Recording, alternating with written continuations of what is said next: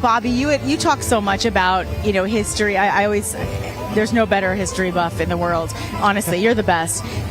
What would you say, as far as what's going on right now, do you think we've ever witnessed a moment like this movement and what's happening, even like today, as a result of what happened in July? How does it, just as a history buff and with the knowledge you have of presidents past, what would you say is the greatest difference you see in this movement? Well, I think it's the greatest political movement in modern American history. And I think the biggest difference, too, is perhaps not since the Civil War have we had this movement for unity regardless of party. And let me scale back to that, because a lot of that was Republican versus Democrat, but it was regional. Right. It was the North versus the South over a number of issues, but ultimately, slavery. Sure. And you saw a national ticket in 1864 of Abraham Lincoln and his vice president, Andrew Johnson. Johnson was a Tennessee Democrat, but believed in that Jacksonian era argument that we are indivisible. A gentleman explained that during one of our speeches recently, where the pledge, really, when you break it down, that word indivisible, we are meant to remain united. That's great. And I see that now with the combination of conservative Republicans, traditionally liberal Democrats, people that won't necessarily see themselves within or under the Republican banner now coming to that because of the populist movement that's led by Donald Trump. And at the same time, you see those who have the Republican name or who had that, like Dick Cheney, Liz Cheney. Yep. These are all neocons. They have a foreign policy about going and hitting everyone with preemptive strikes, not about negotiating, but rather working with bakers to make more and more money and to literally have a globalist style of governance and have an ultimate goal of just making more money while people suffer and die. And it's really sad. I never thought that it would kind of come to that with some of these people, but you have 200 Bush era officials who are doing the same. So that's the biggest difference for me. But oh, wow. Senator J.D. Vance.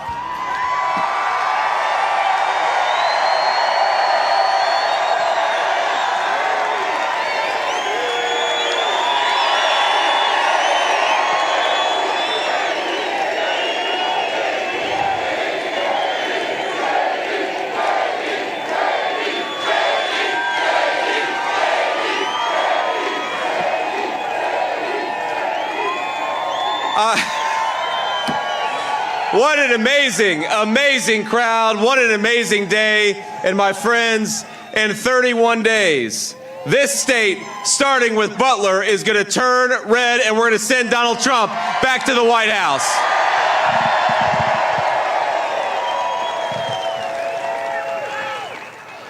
I'm so proud on this historic day to welcome President Trump. I know he's en route right now. He should be here in about, a half an hour or so. But it is this community has been so good to me and President Trump. This community is so strong and so resilient. And my friends, we are so proud to stand here in Butler, Pennsylvania, ready to take back the White House, ready to take back this country.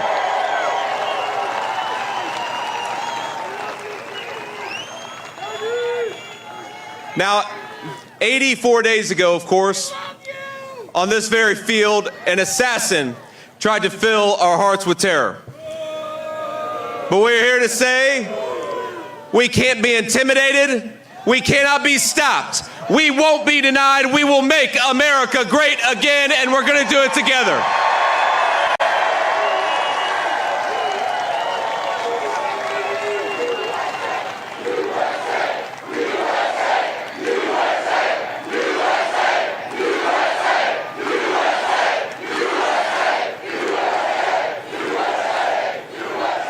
Now, my friends, I know you'll join me in saying we're going to remember July 13th, 2024 forever. Many of you were here, and it is a testament to your courage and your patriotism that you're here again today.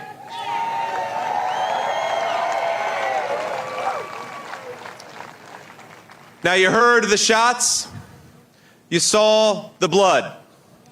We all feared the worst. But you knew everything would be okay when President Trump raised his fist high in the air and shouted, Fight. Fight. Let's go.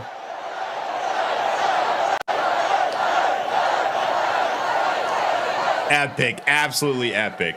Now, I believe, as sure as I'm standing here today, that what happened was a true miracle. And on that day, America felt the truth of Scripture. Though I walk through the valley of the shadow of death, I will fear no evil, for you are with me.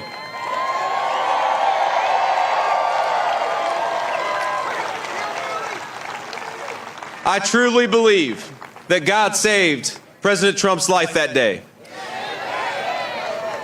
And I believe that God is with us right now and watches over this incredible nation every single day.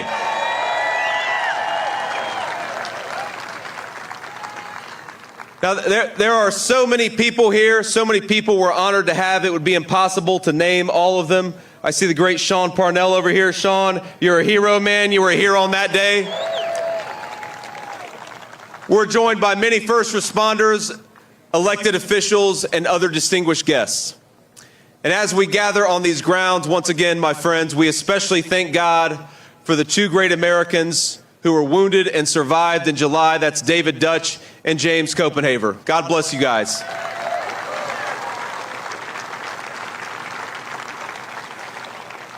Now we pray for their full and complete recoveries. And we're honored that David and his family were able to join us today. Let's give a round of applause to David. God bless you, and God bless your family.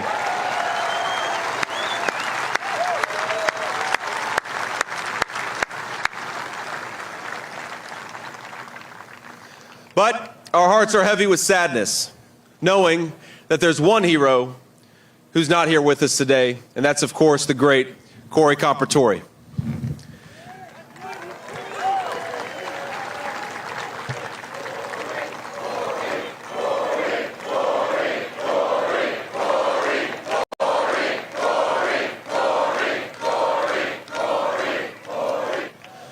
We're never going to forget Corey. We're never going to forget his heroism that day. And I want everyone to join me right now in sending our support, our respect, our love to the Compertore family here with us today. We love you guys. Thank you so much for joining us. Thank you for loving this country, and thank you for not giving up on it.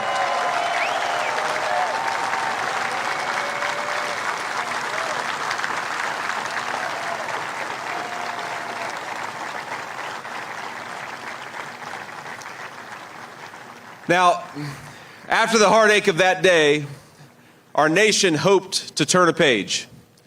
We hoped that our opponents would remember that before we are Democrats or before we are Republicans, we are Americans.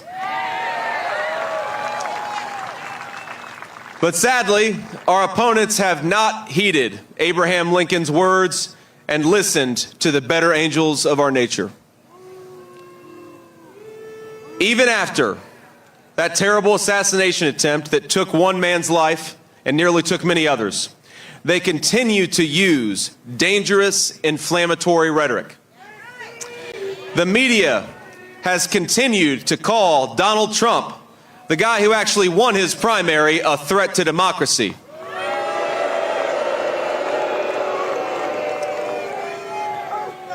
A Democrat senator called Donald Trump an existential threat to our democracy. Kamala Harris said that he was attacking, quote, the foundations of our democracy.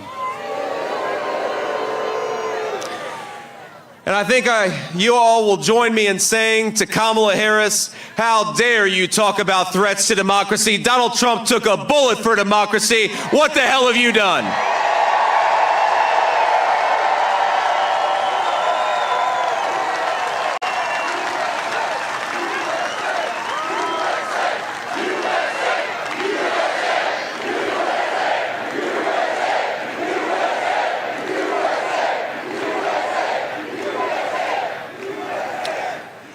The truth is that Kamala Harris and her allies, they attack Donald Trump in order to silence us, we the people. They have declared war explicitly on the First Amendment to the United States Constitution. Kamala Harris proudly says she wants to censor the internet, and Tim Walz said there is no guarantee to free speech. What do we think about that?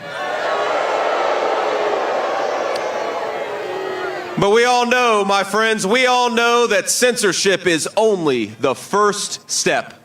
Just look at everything they've done to President Trump. First, they tried to silence him. When that didn't work, they tried to bankrupt him. When that didn't work, they tried to jail him. And with all the hatred they have spewed at President Trump, it was only a matter of time before somebody tried to kill him. And that's exactly what happened, not just here in Butler, Pennsylvania, but just a few weeks later in Florida.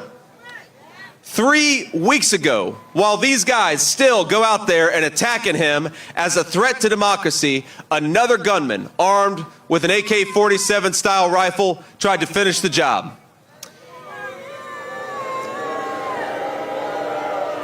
In fact, before the gunman in Florida tried to kill Donald Trump, he wrote, quote, "Democracy is on the ballot."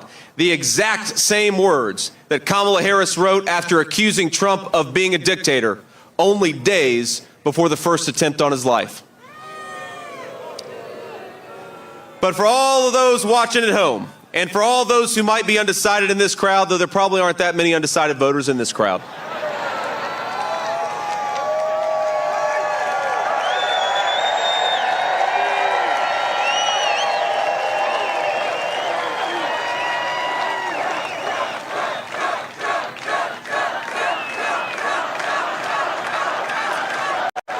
I want to say, you know what's so incredible? You know what's so incredible? It's how Donald Trump responded to all of this. Because despite being shot here in Butler, President Trump immediately called for national unity.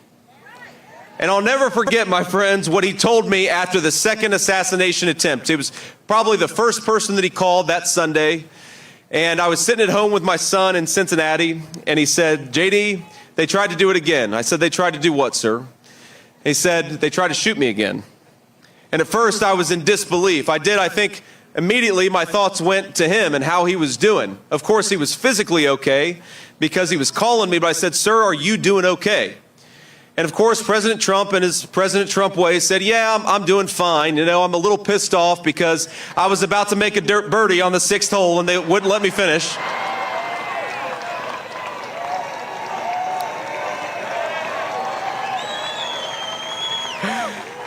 But it made me think. It made me think about the leadership qualities we want in a president of the United States. And so I'd like to ask you, who would you rather have facing down, Vladimir Putin and Xi Jinping? Someone who is afraid of interviews with the friendly American media, or someone who faces down two assassins and returns triumphantly to the very place that he got shot?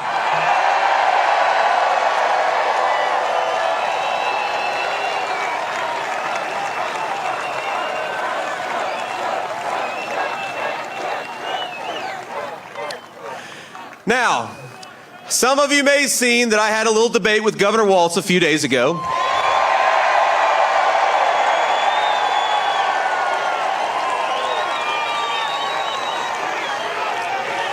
And I have to admit, I'm maybe the only person in Butler, Pennsylvania that feels that way, but I feel a little bad for Tim Walz, if I'm being honest with you. Because Tim Walz has to defend the indefensible. He has to act like Kamala is going to drive down inflation, bring up wages and bring back jobs and restore peace, the very peace that she destroyed. Well, I hate to break it to you, Tim, but everyone knows the truth.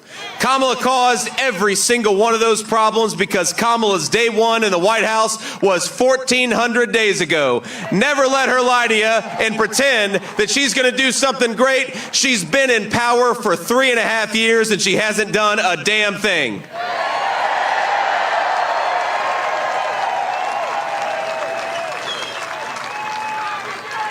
And I hate to say it, but Kamala's record of failure is somehow only getting worse. Just a couple of days ago, I visited an area of our country ravaged by Hurricane Helene. the Appalachian region of Virginia, and we know the Appalachian region of this country has been left behind and ignored by a generation of American leaders. But what started out as a natural disaster is becoming a man-made disaster. When Appalachia was underwater, remember, President Biden was sitting on a beach and Kamala Harris was at a San Francisco fundraiser. That is not leadership, that is a disgrace.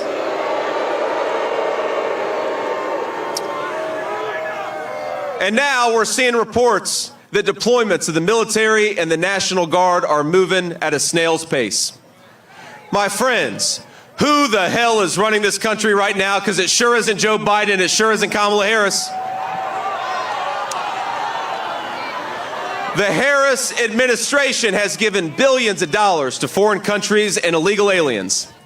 But now they swoop in and they promise $750 to American citizens who have lost everything. To everybody watching, to everybody at this rally, I want to say, I promise you, when Donald J. Trump is back in the White House, we're going to have a president that puts America first. Let's go. Let's go. We're going to ensure that emergency funding goes to American citizens and not illegal aliens. We're going to create record prosperity with low inflation and rising take-home pay. We're going to secure that southern border, stop the drug trafficking, and send illegal aliens back home where they belong. We're going to drive down the cost of housing, drive down the cost of gas, drive down the cost of groceries, and we're going to clean up our streets to make America safe again. And whether we agree or disagree with you, we will always defend your God-given right to speak your mind without fear of censorship, violence, or persecution.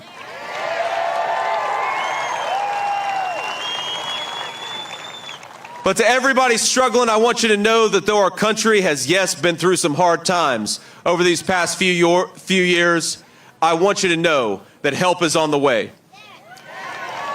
We have, think about this, the most generous people, the most abundant natural resources, including some great energy right here in the state of Pennsylvania. We've got the hardest workers. We've got the best values. All we need to restore American greatness is leadership that is fit to serve this country. So more than anything, I'd like all of us to leave this incredible community with a message of hope. Because I honestly believe that what happened right here in Butler is a metaphor for the United States of America. In this land, we may get knocked down, but we get right back up and we keep fighting because in America, hope is never lost. We may face enemies who seek our demise, our destruction, and even our death. They may try to crush our spirits. They may try to convince us that victory is impossible, but in America, nothing is impossible. And as long as that flag yet waves, and I see it's doing it today, there is no trial we cannot endure, no obstacle we cannot overcome, and no defeat we cannot turn into victory.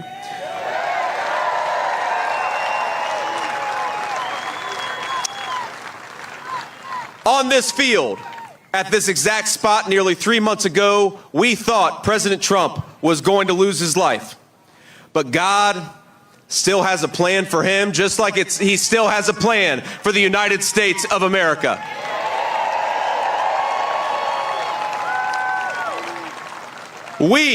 This movement, we have so much left to accomplish.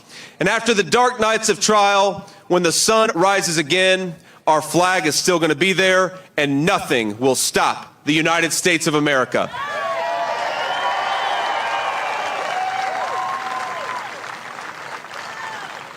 So I want you all, I know he'll be out in just a little bit, but I want you all, when Donald Trump comes out here, to give him a true Butler, Pennsylvania welcome, because with Donald Trump as our leader, we are going to take this country back. We're going to make the American dream affordable again. And it's going to start right here in the great state of Pennsylvania. God bless you, Butler. Thank you for having me. And we are going to take this country back. I love you.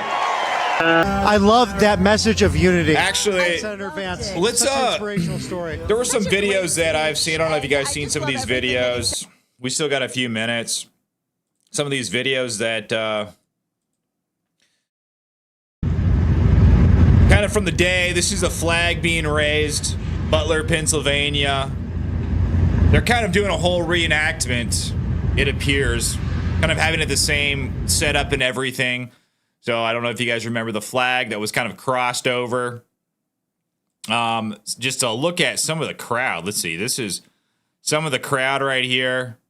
I mean, this crowd was forming, I believe this was like 7 a.m. So this was like, what, 10 hours before, it ever even really started. So that is how many people are showing up to this rally. I mean, tens of thousands of people. It's absolutely incredible. Look at this line. 10 hours before I think gates opened or any sort of thing happened, there were people forming at this rally. So that's how big this rally is. I mean, it would have been awesome to go to. Also, snipers were spotted. Yes, snipers have been spotted in Butler, Pennsylvania. I mean, in all reality, this is probably, knock on wood, the least likely place for anything crazy to happen. But of course, the Secret Service is going to make a show of force, to kind of try to tell everybody, because they've been looking really bad lately. Nobody really trusts the Secret Service. That was a really weird mishap, It almost doesn't seem like it was an accident. So they've got to, do a little PR, do a little damage control. So they are really showing out in force today. They've got the place surrounded by, it looks like shipping containers or what are these, like semi containers. So it's a little bit more locked down, or when I say a lot more locked down. See what else we got. Oh, we got some more. We got another video of the snipers up on the roofs, and very interesting. They must have done some training, because if you look, those roofs are sloped. So, I guess they added the how to walk on a 312 sloped roof or a 112 sloped roof into their book there. Very, very, very interesting. We got the drones. I'm just gonna go through these really quick, guys, and we'll go back to the festivities. We got drones in the air. From what I heard, kind of the talk is that Elon Musk is providing high-speed Starlink internet to this event. So Secret Service does not have the excuse, well, we didn't have any internet connection. Remember that they came up with that excuse? That's why they couldn't get their drones in the air. So it's very, very nice to see that they don't even have excuses of that. We have some random videos. This Patriot right here driving through with the Trump reenactment. Let's see what else we got. Okay, get Hillary Clinton. Get her off. Get her off. And let's see. Last one I'll show you guys here is this one right here. This is the aerial shot from the crowd. Or from the air, the shot from the air of the crowd. Look at the size of that rally. It's absolutely gigantic. Check that out. That's wow, man. That's cool. That's chills right there. That's chills. So that is just kind of a quick recap of the day. That's what's going on. Let's go back newsletter to RSBN. And if you love our content and you want to donate, we always appreciate you supporting our mission. Just consider while we wait on Donald Trump, Elon Musk, RFK Jr., whoever else is going to be there. I need to look up a list. Small will help. I'm a terrible host. To bring you this coverage. Let's see. Fly around the country. We drive around the country. Who we have to is stay in hotels. We do all the things expected we to do speak? Really, literally the full kit and caboodle. All right, let me Google this. Will Google even let me? For us. You can also text RSBN to 801-801 to stay connected, and you will get all the latest from RSBN, which stands for Right Side Broadcasting Network.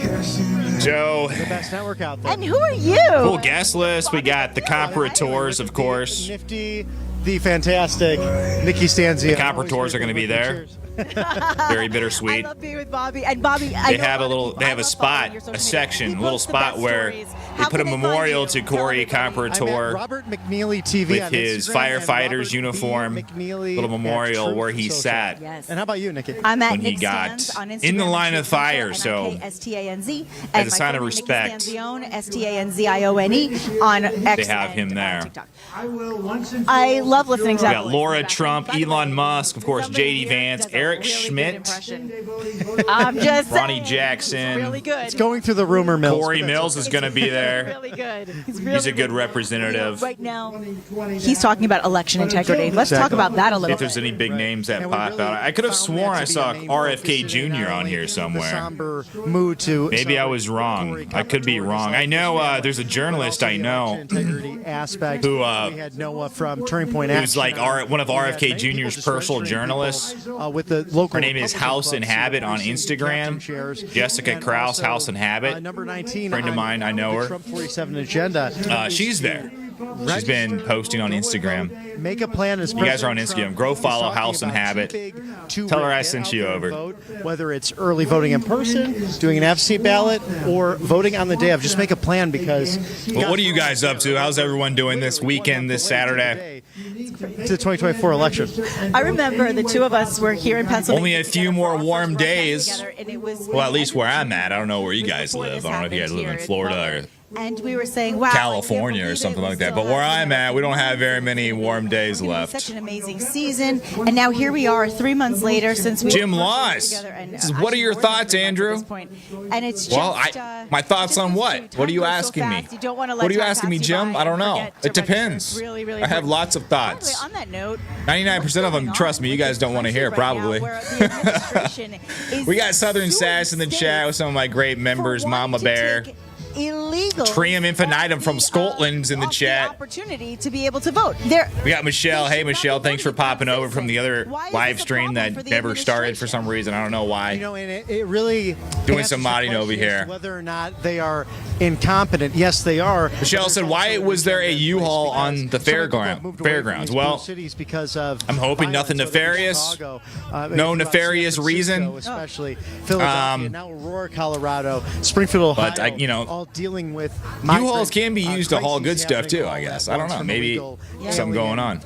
Breaking the law. So Jim Law says, Andrew, in shock and sorrow in Missouri for the people in North Carolina. Yeah, it's a very, but it's a way to replace people. It's a very sad situation. It's new voters, and we know in New York and San Mother Francisco, Nature when it hits it. Illegals have Sometimes she hits in hard. Cities and municipal elections, And so it's just a farce when you hear from certain people in Washington D.C. hopefully they get the help they need. Only citizens can vote. Hopefully FEMA steps up their game Isn't that one of the and best parts of being actually a citizen?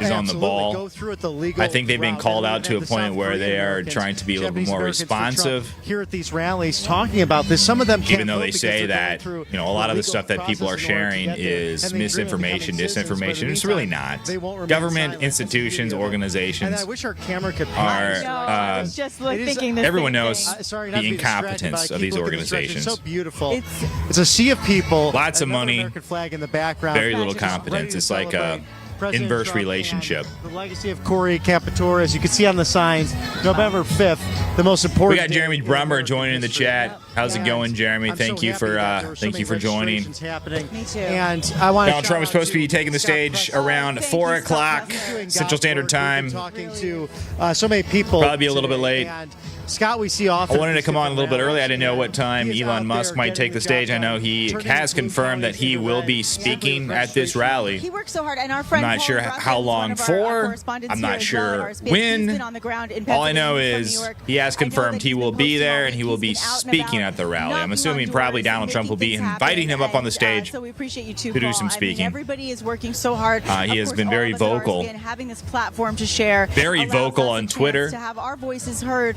so that as we can get the voice of Donald the J. election Trump, draws near. back on the world stage, not just for our country, because About the when things he that does are what he he's does for passionate America about. first, it And one of changes those the is world. free And we saw that speech. for 4 Almost the years entire reason with he peace bought in the Twitter Middle East and just is an because of free overall less speech. chaotic And world. we really And owe now him a we're debt of seeing gratitude what happens when we don't for have what he proper did. leadership What, $46 in billion? charge. And really we're seeing it. One guy epitomized stepped in there, real bought time. Twitter, And so it's not turned just it into a rhetoric, free it's not just speech opinion, platform.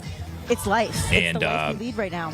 I don't think we'd be in the position we are in right now without Elon Musk. So I really appreciate the guy. I do. This has all happened because Donald Trump was not president. And Southern Sass said I saw Booty Boy calling Elon a liar, saying they weren't closing the airspace and drones. Yeah, I saw that whole exchange. Elon Musk and Buttigieg.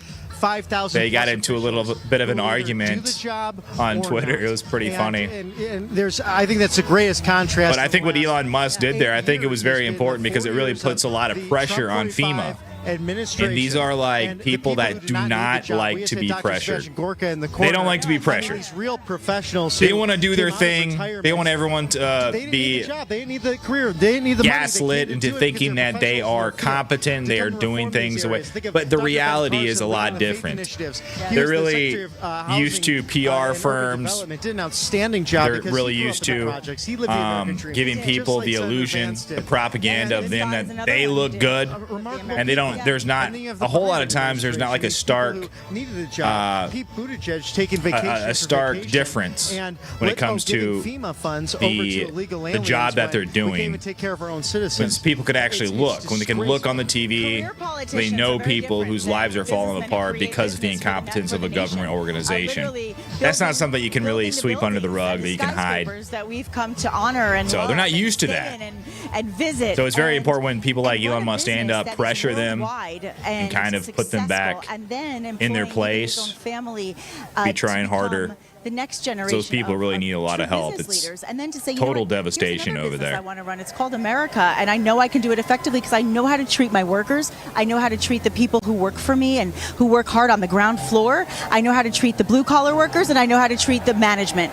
And that's what we need in office. And not to mention, being in the position he's in financially, he is around the people who are decision makers in the country. He's around leadership. He's around wealthy people. And you know what? I resent hearing the other side often complain about that as if it's a bad thing. What's wrong with building a business and becoming a billionaire? That makes you a success. We want that kind of success for all of us. And that's the kind of leadership we want. And you heard it from JD as well, starting where he did and now being where he is. Everything is possible in the American dream. And President Trump wants his legacy to be that he brought back the opportunity for the American dream to be achieved. And I believe he can do it again. So true, Nikki. We're actually watching the wave take place over in the corner. It's coming across here. We got Elon Musk. He's live streaming it from his channel right now. It's so much fun at these. I mean, it's like rock concerts when you come to on his account on Twitter. Almost like a football game. And we got so apparently, I'm looking on Twitter, fire marshals in Butler, Pennsylvania, to see their favorite say that 80,000 people are attending Trump's rally right now. When I was flying up as well for professional football, that's pretty big. A bunch of Steelers and Cowboys fans, and that was fun and absolutely epic. Wow! A good thing that's lighthearted this time of year in the fall to see our American gladiators, whether that be in the NFL or college football. Definitely one of America's favorite sports, and a little thing that could take our mind off of the day-to-day gladiator combat that literally is American politics. Well said, and so true, and. It's kind of the same concepts when you really think about the metaphors of sports, right? You want a coach who's going to lead the team and get the team the win, whether they had a bad first half or not. Maybe the first half was a disaster, and they said, "Oh my gosh, we're down. I give up." No, you don't give up. The coach comes in and says, "We're going to change our play. We're going to do it differently." And we're going. Mama Bear says this is much bigger than the first. Yes, it is. I mean, the first rally, it was just kind of a normal rally, right? No one was expecting anything to happen. You might not like what the coach is saying. I didn't even stream it that day. Believe it or not, I had gone on like this. I would stream almost every rally, and then I was like, you know what? I'm going to take a break because I had streamed a lot that week. Yeah, I take a break. I'm sitting there on the couch. I think I'm watching a movie. Yeah. Well, listen, that coach. Open up Twitter. And George had just. My friend George had posted this video on Twitter, and it showed Trump being shot. And I was absolutely. I didn't know what to do. At first, I didn't know what I was looking at. I was totally shocked. Along with RFK Jr. I just kind of stared at it. I'm like, wait, what is going on? It didn't register in my mind because I never in a million years expected something like that to happen. It's a powerful. I had to rewatch it. And I like jumped up. I was like, oh my God, Trump has just been shot. And at that time, I didn't know if it was okay, what was going on. I had literally watched it as soon as he uploaded it. He had uploaded it seconds before I watched it. To talk to the MAGA rally goers and I actually called my dad right away. Because none of them knew either. I don't think they were watching the rally. And then I immediately started streaming it. It was, I mean, every time you say it was a wild time, guys. Say, you know, that was a weird feeling. To see Donald Trump with blood on his face, that was really weird. But the ones who don't, I say it every time, but I'll now he's gone through another assassination attempt, and he comes back to Butler, Pennsylvania. And reflect on the things that Bobby just mentioned. What a leader! This week alone, this week what was a leader! Disaster for our nation. Michelle says Donald Trump is supposed to speak at 4 o'clock Central Standard Time. That's correct. Of course, Donald Trump. President Trump was asked usually a little bit fashionably late at times, and how he thought it was going to help him in the election. He did not say. But we'll hang out till then. His very clear answer. It's okay. This is not about the election. I'm not even thinking about that. I just want to keep people alive. This is about living, and this is about the people. This is not about me. And so to all those who think he's selfish, keep in mind, this is one of the most selfless men. And if you actually follow him and you pay attention, Bobby, you know, he is literally one of the most selfless Americans that we have been really fortunate enough, I would say, to have take care of us like a leader should. Right, and I really appreciated how he spoke so highly of Governor Kemp and his efforts. We really have some great governors in the Southeast, especially in emergency management. And that's why I think a lot of the mainstream news, you haven't really heard a peep about Governor Ron DeSantis in Florida because the cleanup has been really efficient in Florida. You know, they're able to rebuild bridges in 3 weeks. They did that with the last major storm, and they're going to do it again. And it's difficult. You know, I've had so many people move. Anthony Jablonski says, are there protective shields around the mic? Yeah, I think for some, he's got bulletproof glass surrounding the podium. That a hurricane or tropical he's had it like that for ever since he started doing outdoor rallies again. They've had bulletproof glass, and I believe he has it here as well. So you can visit that area. It's a place I love, a place that me and Mike Fortin actually got to do a Trump rally there as well. Hey, we got Valerie Lebunski in the chat. How's it going, Valerie? Thanks for joining us. There's the Biltmore Estate, a beautiful part of the country. It's beautiful. And, you know, that's the sad thing is sometimes Mother Nature has a mind of her own, and we can't control that, but we can control our response to it, and that's all, and our preparedness. So being prepared and being prepared not only before the storm but after the storm is the key to the success of tackling these unexpected storms that hit us, just like the day here in Butler in July. An unexpected villain showed his villainous evil spirit, and God took over, right? Amen. But at the end of the day, we have to remember there still was a very sad, fatal tragedy. And that's why we're here today, to honor Corey. And to also remember that every day brings us unexpected things, good and bad. And we have to just live every minute to the fullest and really think about, not just in the moment, do I like the way this personality is? Or do I like the tweet I read? Or what?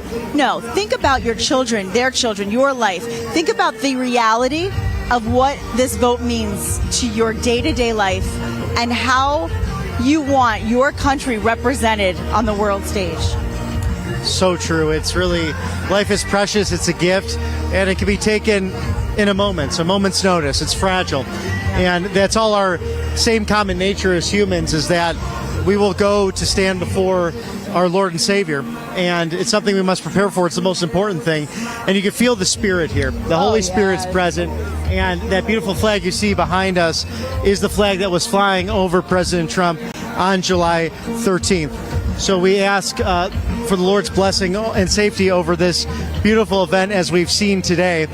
And I'm sure people will need a good night's rest after the excitement and the love and the moving nature of today's events. And a great way to do that is actually by visiting our friends over at My Pillow. Oh, yes, the best. And you have to ask, if your daughter or son is off to college, they're well into the year now, probably enjoying football, hopefully enjoying their studies. Harvard Crimson has endorsed President Trump, and we got that exclusive Yes, guys, and if you go to My Pillow, don't use their promo code. Use mine. It's Unwoke.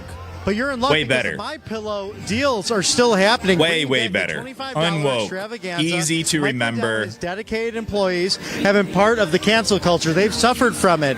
So they want to pass these savings directly. But check this out real quick. 2-pack multi-use My Pillows, just $25. This is the view, the pop-up that I have there. This is the view from inside Donald Trump's even recliner pillows. Trump Force One. And He guess what, posted Nikki? this video. Sheets and blankets. You want to guess how much that Look at the costs? size of that crowd. Wow, that's You're right insane. on. Another amazing let me see if I can make offer that is on bigger. The My Mattress topper for the college dorm beds specifically. You know those beds. Look at the aren't size of that right comfortable, and there. if any of us are on those So that's twin Donald Trump. That's from XLs, inside of those are Donald so Trump's comfortable, too. So jet topper- right there. He posted this I love when he that. did I his think it's flyover. Every once in a while, you never know where you'll be on the road. That's pretty There's sick. one place we know they could definitely use them. Yes, yes. But a topper fits most college dorm beds. Dang, and will look at help that. Look at all you those get a great cars. night's sleep.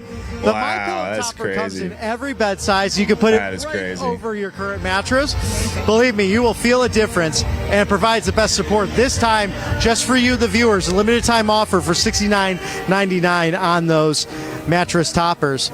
These long-time offers can be found only in one place, mypillow.com/RSBN, mypillow.com/RSBN. Valerie says, is Elon speaking? Yes, Elon has said on Twitter that he will be He's a good man, speaking. and he really he has fought hard for. I don't know President when. Trump. It's amazing, and even through I'm cancel assuming culture, Donald Trump will he's be found his way, inviting him on to stage. prevail, and we're very glad he has. Meanwhile, speaking Kinda of like he calls people out in the middle of his speech. There's some disco. He gets about happening right now. 2/3 of the I way love done Donna with his Summer. speech, and he starts calling on Does it people. Come to a Trump rally and Maybe you'll get something to hear like that, all or the maybe it's gonna be a little live bit in more person. formal. It I don't really is a know. concert. It's everything from classic rock to 50s to Motown to current rock and roll to Some musicals and opera as well. oh yeah, opera, Broadway, and now we get the disco with Donna Summer. I love it. I literally I have the best time listening to the music at these. And it's a party. It's truly a party, and it's a happy party. And all we can tell you, I'm sure that we have Sean's probably getting some great coverage as well.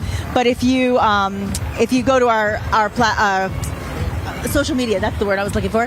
If you go to any of our social media, we'll try to post some of these videos because we're looking into this sea of people that Bobby was referencing before. It is truly, I'm not kidding you guys, it is magic when you look into that crowd and you see all the red hats and you see all that patriotism. Look, Bobby, look at that. It's like I've never seen literally anything like this. jam-packed. I'm just getting the sun on my Incredible. eyes for a moment, and I mean, it's just a sea of people, and it was great when I came back in. We did the outside-inside coverage. Oh, I mean, we're completely outside, but outside of the Butler Farm Yes, Show yes, itself, yes. I came back in, and everyone was so generous and gracious as I was walking by. They are. And that's hard to do when you're right up against another human being for hours on end. But you can see this is a packed house, ready to see their president, and really just reflect on how precious life is. Yes. 3 months ago, it was a scary scene. And again, no one ran. No one, they stood their ground. And one of the gentle ladies we interviewed today said, that's the Butler way. You stand your ground. Trim Infinitum says only 3 people appeared at Kamala's.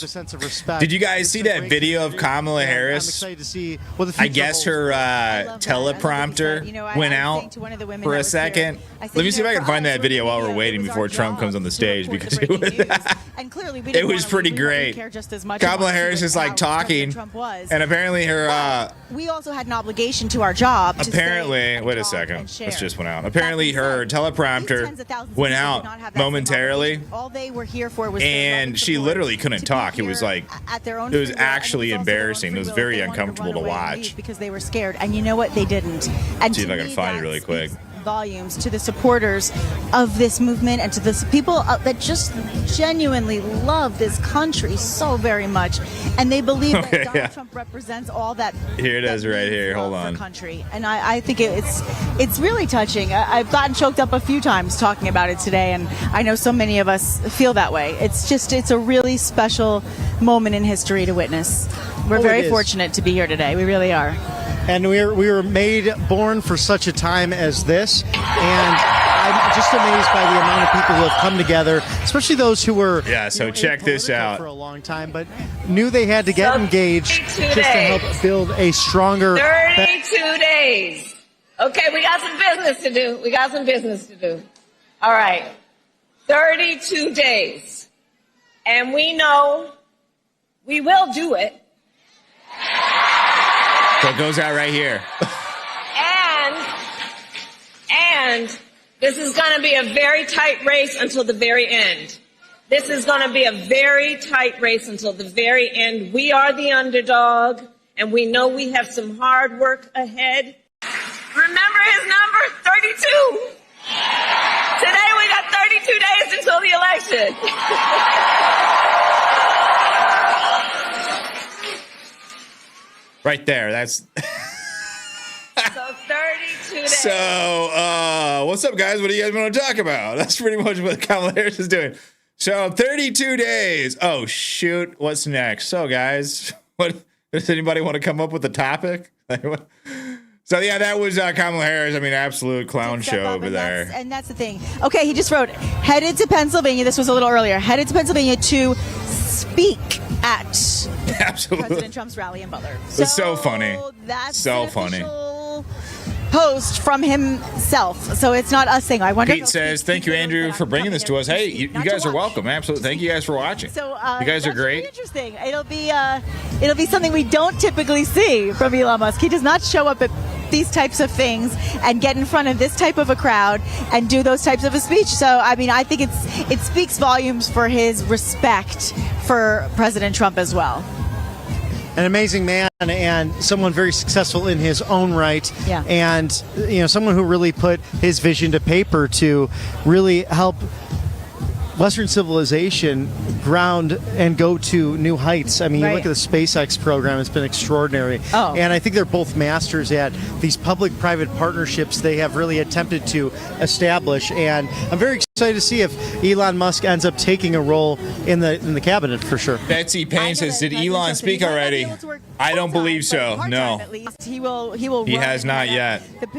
The potential position of regulations for the government spending, because it's just out of control. It really is. We just don't know where these dollars Expecting are going. Trump any minute now, though. And we need to know. Next where's up, our we money have the really man. going and who's it going The to? king. And Elon's saying The king of America. a ridiculous amount of unnecessary money by the government that is being spent for the elitists. And the irony is, people say, well, Donald Trump only wants to take care of the elite and the rich and the bill. No. It's quite the opposite. Look at what's happening in government right now. And that's why somebody who is a billionaire like Elon Musk or Donald Trump is saying, wait, we can recognize when things are not right and things are not fair. And they didn't get where they are by not being fair and not doing the right thing. You might want to think about that, right? Oh, exactly. I mean, these are ethical businessmen who have been targeted in the legal system because of simply what they do and, how they believe, quite frankly. They want to make a difference in their communities and in America and really throughout the world. And that's why they are being targeted, because the globalist agenda has come under a microscope and how much it's failed. And Donald Trump, ever since he came down that golden escalator, has pulled back the curtain. We have seen people who actually had a very different agenda for the American people. We sure have. And it's been great. I mean, think of all the successes from the Abraham Accords to making NATO pay their fair share, a domestic policy that brought the corporate tax rate down to 21%. He wants to bring it down to 15%. And now, difference. no new taxes on tips, on overtime, on Social Security retirements. Yeah. The list goes on and on of what President Trump knows how to do and how to put it in place and to work with people he may not agree with. Think about what a difference that makes, too. I mean, for the people who work so hard, in so many businesses, you rely on tips, literally. In so many businesses, it's that overtime that gets you over the top to pay your bills every month.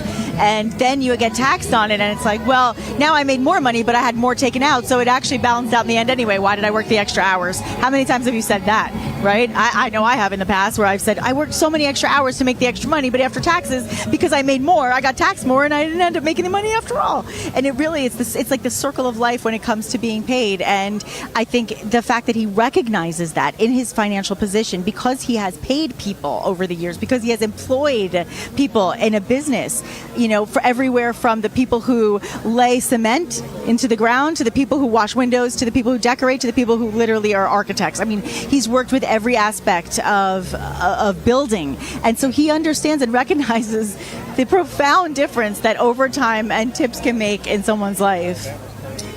And that is the thing about President Donald Trump. He knows how to apply that business acumen into the real world. He knows how to bring together a coalition of people wanting to make a difference, and he's unafraid to speak to those who would be adversaries. And that's why we had Peace Through Strength. That's why why we had no new wars, because he was able to engage the bad guys, and whether that be Vladimir Putin or Xi Jinping or Little Rocket Man in North Korea. Right. These terrorists, ISIS, was depleted completely within a matter of weeks. He talks about it all the time. General Raisin Kane said, "Sir, we have to destroy these guys, and here's how we do it." And he listened to his generals, and they got that mission done using the Moab, the mother of all bombs, along with other tactics. I find it amazing how he had Xi Jinping, the Chinese dictator, at Mar-a-Lago. So this 3 months into his presidency. This was posted on X by Eric Trump. This is inside the jet. That's a pretty sick shot right there. Look at that. So that must be Trump Force One. So they did their flyover of the rally.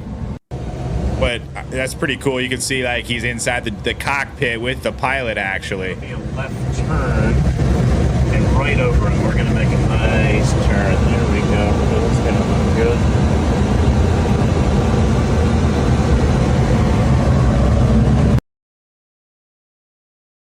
Made here. And if you should want to sell American products, then you have to pay a tariff to get those products. If you want to bring your products here, you have to pay a tariff. It's just about putting your country first so that we can benefit economically as a nation. It's a smart business. I mean, it has nothing to do with taxing you and making your life difficult. It's the exact opposite. He's trying to say, in order for us to be prosperous as a nation, we have to charge people. He said, how many times do you see a Chevy on the roads in China? How many times do you see a Ford in France? Right? You don't, but you see their cars here. You see German cars here all the time. You see Japanese cars here all the time. You see, right? So it's the point of, if you're going to bring your things to America, you're going to pay. That's it. Period. The end. Exactly, and that is why President Trump continues to move forward with this incredible team of people he has put together. There's no doubt about it. And one of them included just walked right by us, Mr. Corey Lewandowski, doing an amazing Thank you for what job you do. fighting for the American people and getting the truth out there and not backing down. It's been a great example, I think, especially for young men in our country. That's why you see Gen Z as Gen Free, part of our series of running into, again, Harvard Crimson has endorsed President Trump. I mean, that's incredible. They couldn't even remember the students, and they're some of the smartest students in the entire world. Last time that a Republican was endorsed by the Harvard Crimson, so very exciting. Yeah. Now, regardless of any of these big issues that are facing us, you need to financially secure yourself, and the way you're going to do that is by going with Birch Gold. Birch Gold, an amazing organization fighting for you, the American people. How do you reach out to them to get that free Birch Gold guide? It is Gotta do it by texting Trump to 989898. And Nikki, there are trillions of dollars, $1 trillion specifically, of infrastructure and pandemic funds yet to be spent. Can you believe that? I mean, it's amazing. The way they can hold on to money sometimes and then spend it like drunken sailors. Yes. There's a massive amount of money that the lame duck administration of Joe Biden is pushing hard to spend in their last few months. If Biden can push out these funds, we could see another prolonged inflation surge, just like during COVID. Oh, well, that's not good. So apparently another hurricane is supposed to hit Kamala Harris policies that are prolonged by Wednesday, a Category 3 by Wednesday. That's right. And thank you to Joe Biden, mind you. That's not a good she sign. was right here all along. He did a press conference the other day. His She first- was right here all along. Oh, yeah. Yeah. His very first in a long time. Yeah.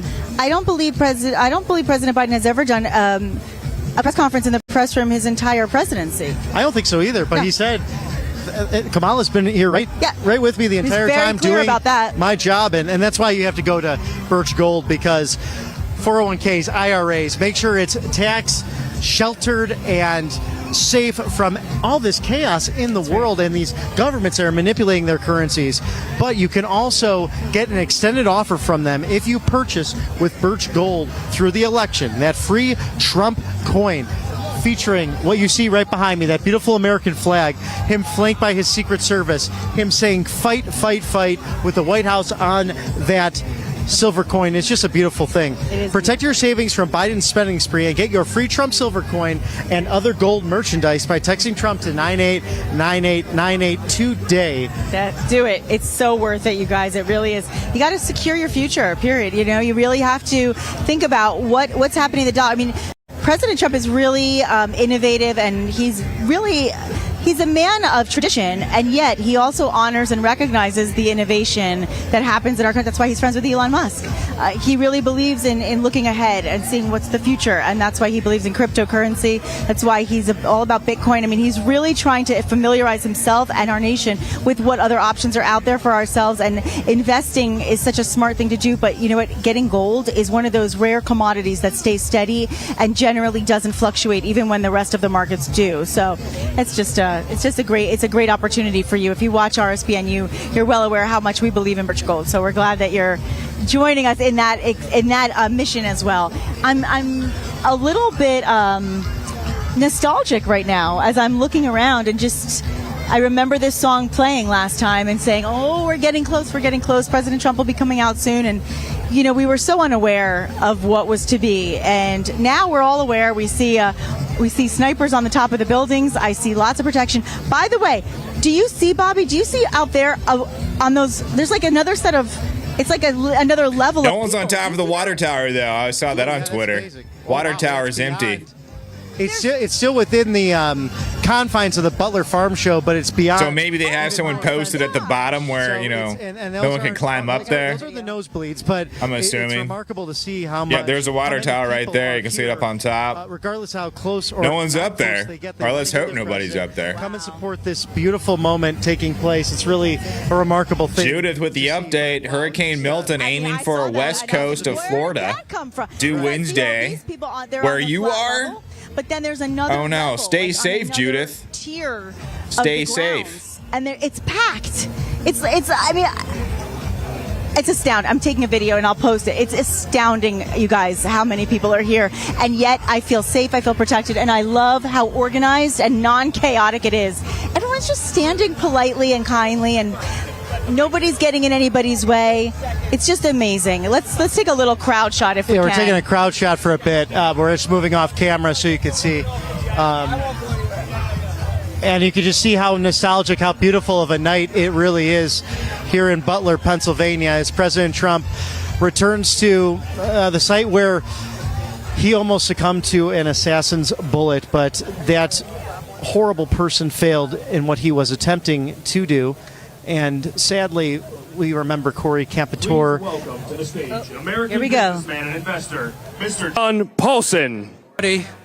My name is John Paulson, and like you, I'm proud to be a proud supporter of President Trump. When he is elected president, he will deliver the greatest economic boom to America than we've ever seen. We'll see growth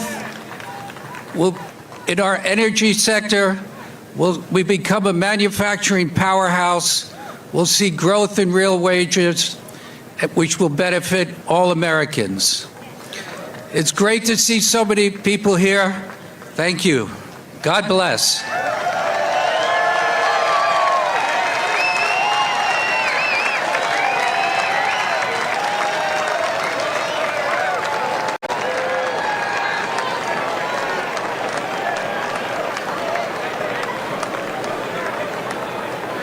What we got? Looks like we have a picture, first photo coming out of Donald Trump, Elon Musk, and J.D. Vance together. Please welcome to the stage American investor and founder of the Witkoff Group, Mr. Steve Witkoff. They're just teasing us with these American investors and business owners. I keep thinking it's Elon Musk.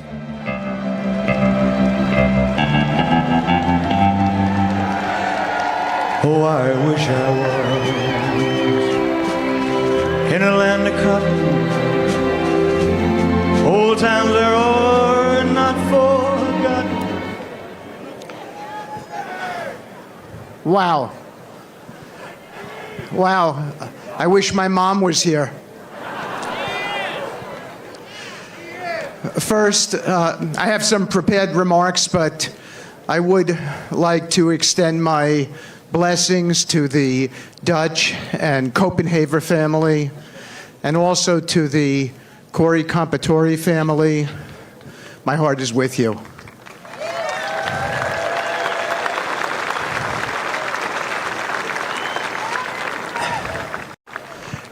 This is a beautiful, beautiful town. I was marveling at the beauty. Patriots of Butler, Pennsylvania, it is my honor and my blessing to stand before you today. I'm not just here as a speaker, but I am a dear friend of the president and someone who has had the privilege of knowing President Trump personally, witnessing his strength and commitment to our nation. You know President Trump as a man who never backs down. I've been at his side through some of the toughest moments, and I can tell you, he embodies the leadership we need in these times for our nation.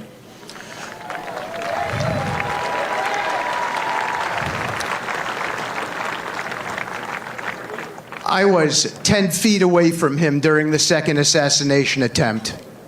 Amidst the chaos, President Trump stood tall. He didn't flinch or complain, not one bit. He chose strength, not for himself, but for us, for me that day, his friends, his staff, and for every American who believes in this country. That's who Donald Trump, my dear friend, is.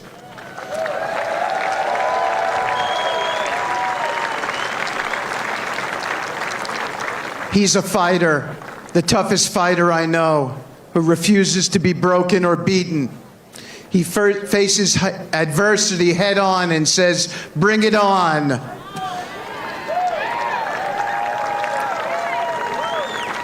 At the Republican National Convention where I spoke, I shared a side of the president many do not have the luxury of seeing: his empathy. While the media paints him as tough, they don't show how deeply he cares. He feels the burden of every challenge this country faces and understands the struggles of everyday Americans. I'll never forget when he reached out to me after I lost my son Andrew. He wasn't just the president, he was a friend, offering comfort and ensuring we weren't alone. That's the kind of leader he is, the kind we need more than now than ever, the kind who came here today even though he lost his own life on this very stage, but he was not going to be deterred. Today we stand at a pivotal moment. In the wake of the Iranian attack, our nation stands at a crossroads. The world watches to see who will step up to lead us. We need a leader who understands the gravity of this moment, who embodies strength in action, not just in words. President Donald Trump is that leader.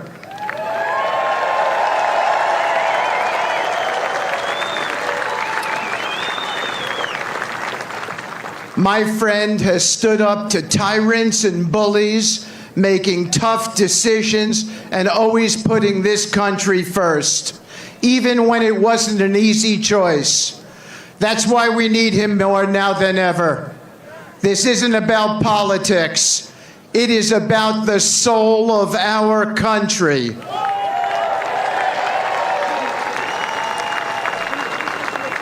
It is about choosing strength over weakness, vision over indecision, and leadership over chaos.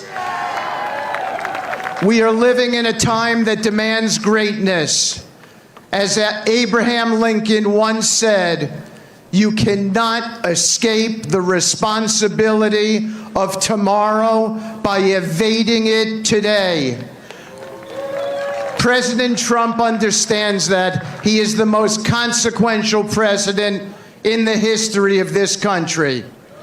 He knows that leading this nation is about taking responsibility for our future, ensuring our children and grandchildren inherit a country that is safe, prosperous, and free.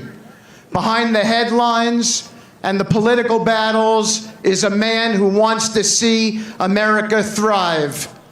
He believes in every fiber of his being that this country is still the greatest nation on earth and that her best days are yet to come. So as we face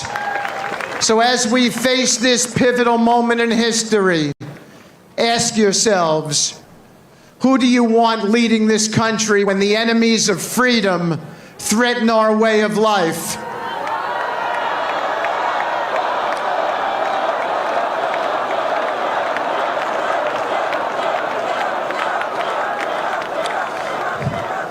Do you want someone who bows to pressure because this man doesn't? Or someone who stands up, fights back, and says, no matter what you throw at me, I will not break. Hey, we got Lady D gifting 10 memberships. Wow. Thank you, lady. That is much appreciated. Donald J. Trump.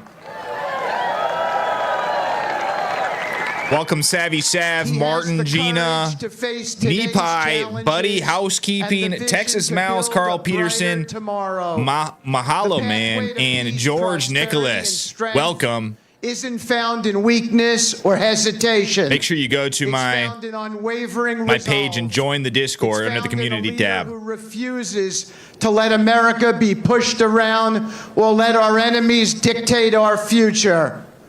So Butler, Pennsylvania, this beautiful town, I ask you to stand with me. Stand with President Trump and stand for the future of this incredible country. Together,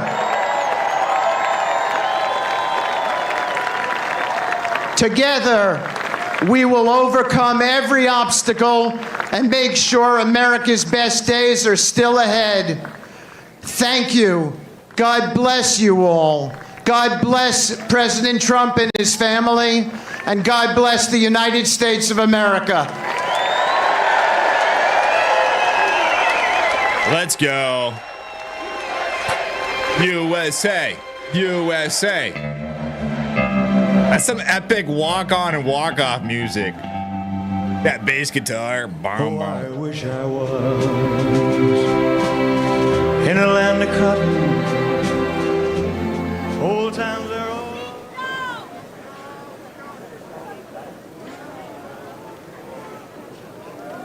over. Ladies and gentlemen, please welcome to the stage Eric Trump and RNC co-chair Lara Trump.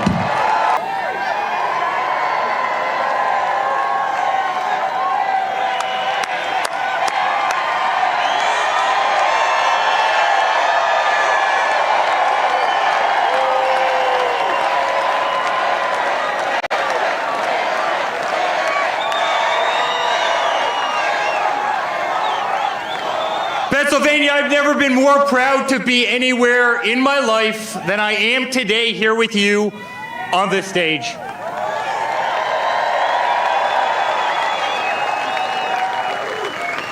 This is a big family.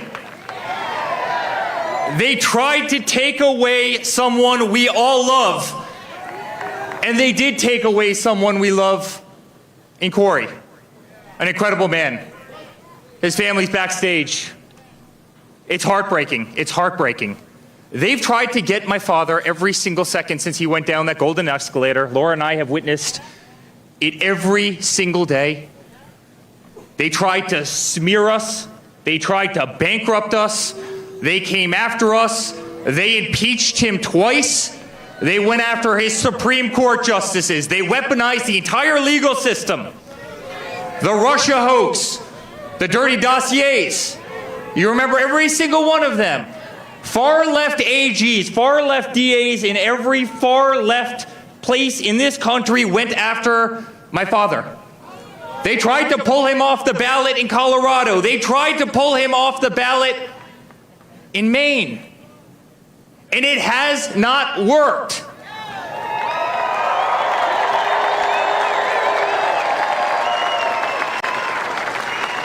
And then, guys, they tried to kill him. They tried to kill him. And it's because the Democratic Party, they can't do anything right. They can't do anything right. You see it this week in the FEMA response in North Carolina, and in Georgia, and in South Carolina, and in Florida. You have people's houses floating down rivers. And what does Kamala do? She comes out and says, yes, I'd like to give that family $750. Absolute insanity. We send $200 billion over to Ukraine so beautiful young kids can shoot at each other in trenches. $200 billion. We give hundreds of billions of dollars to Pakistan. They wouldn't tell us that bin Laden was literally a mile away from their equivalent of West Point. We send hundreds of billions of dollars to them. We gave $150 billion to Iran, a country that chants death to America. And Kamala Harris comes out and says, we're going to give $750 to the person who lost their house in a mudslide. Guys, this isn't America first. This is America last. But the good news, help is on the way.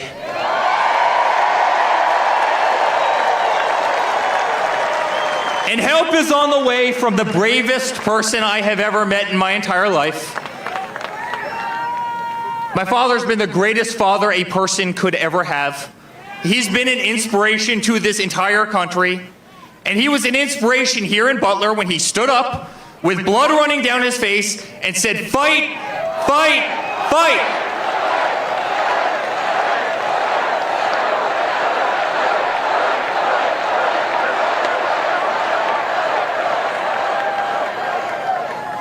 I love all of you so much. I really mean it. This is a family. This isn't politics, guys.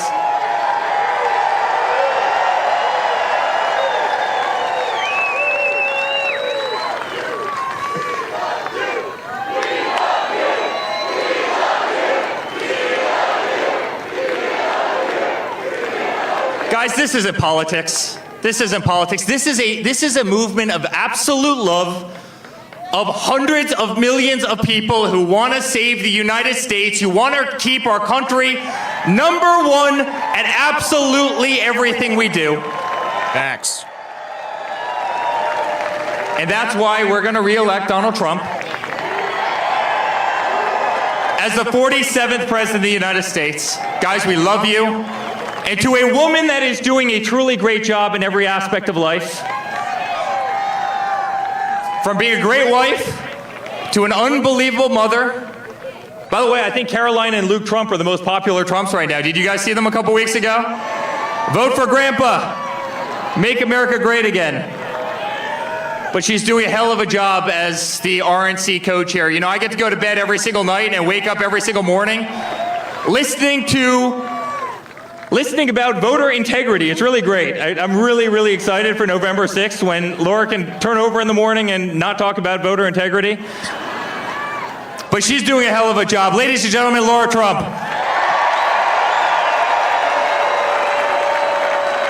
right, Pennsylvania. Is anybody here ready to send Donald J. Trump back to the White House?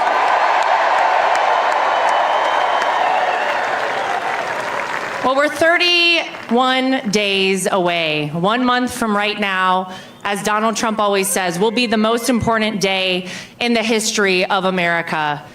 Because this is a pivotal moment for our country. And I don't even have to tell anybody that here. We can all feel it. This is no longer a fight between Republican versus Democrat, left versus right. It is good versus evil. And good is going to win this battle, ladies and gentlemen. And if you had any question whether God exists and he performs miracles, we got our answer here on July 13th, right here in Butler, Pennsylvania.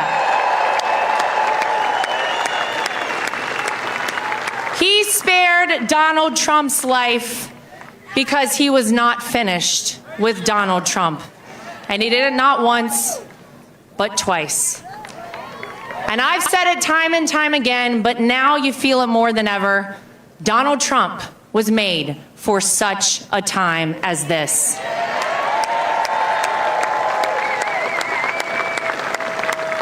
It's such an honor to be back here in Butler. And you know, I knew before Donald Trump even said he wanted to come back here that he would come back to Butler, Pennsylvania, because in life, you can operate with fear and cowardice, or you can operate with strength and faith. And that's what Donald Trump operates with, strength and faith. And that's the kind of leader we need to see back at 1600 Pennsylvania Avenue. We need strength in this country.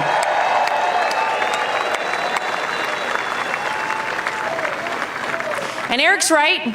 I've been doing a little something with making sure that we have free, fair, and transparent elections, and that only legal citizens are voting in our elections here in the United States of America.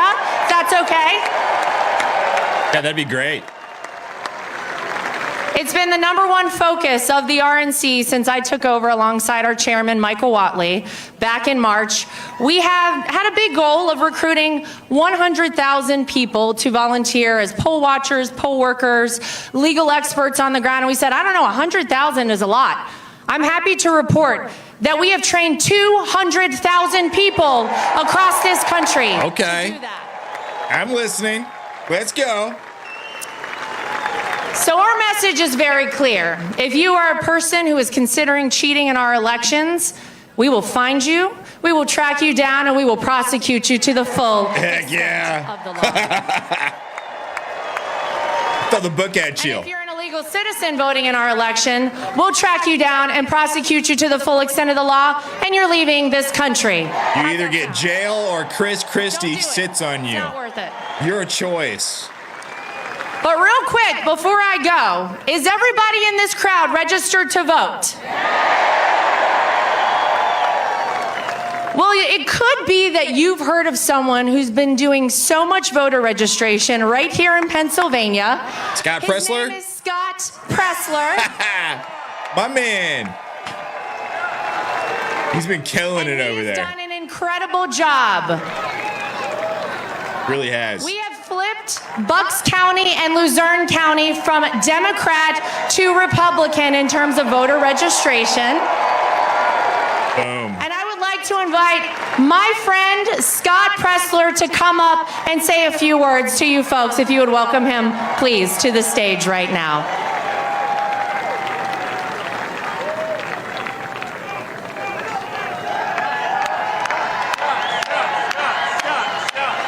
And he wore shorts for us today, so check out his legs. Look at this. Yes.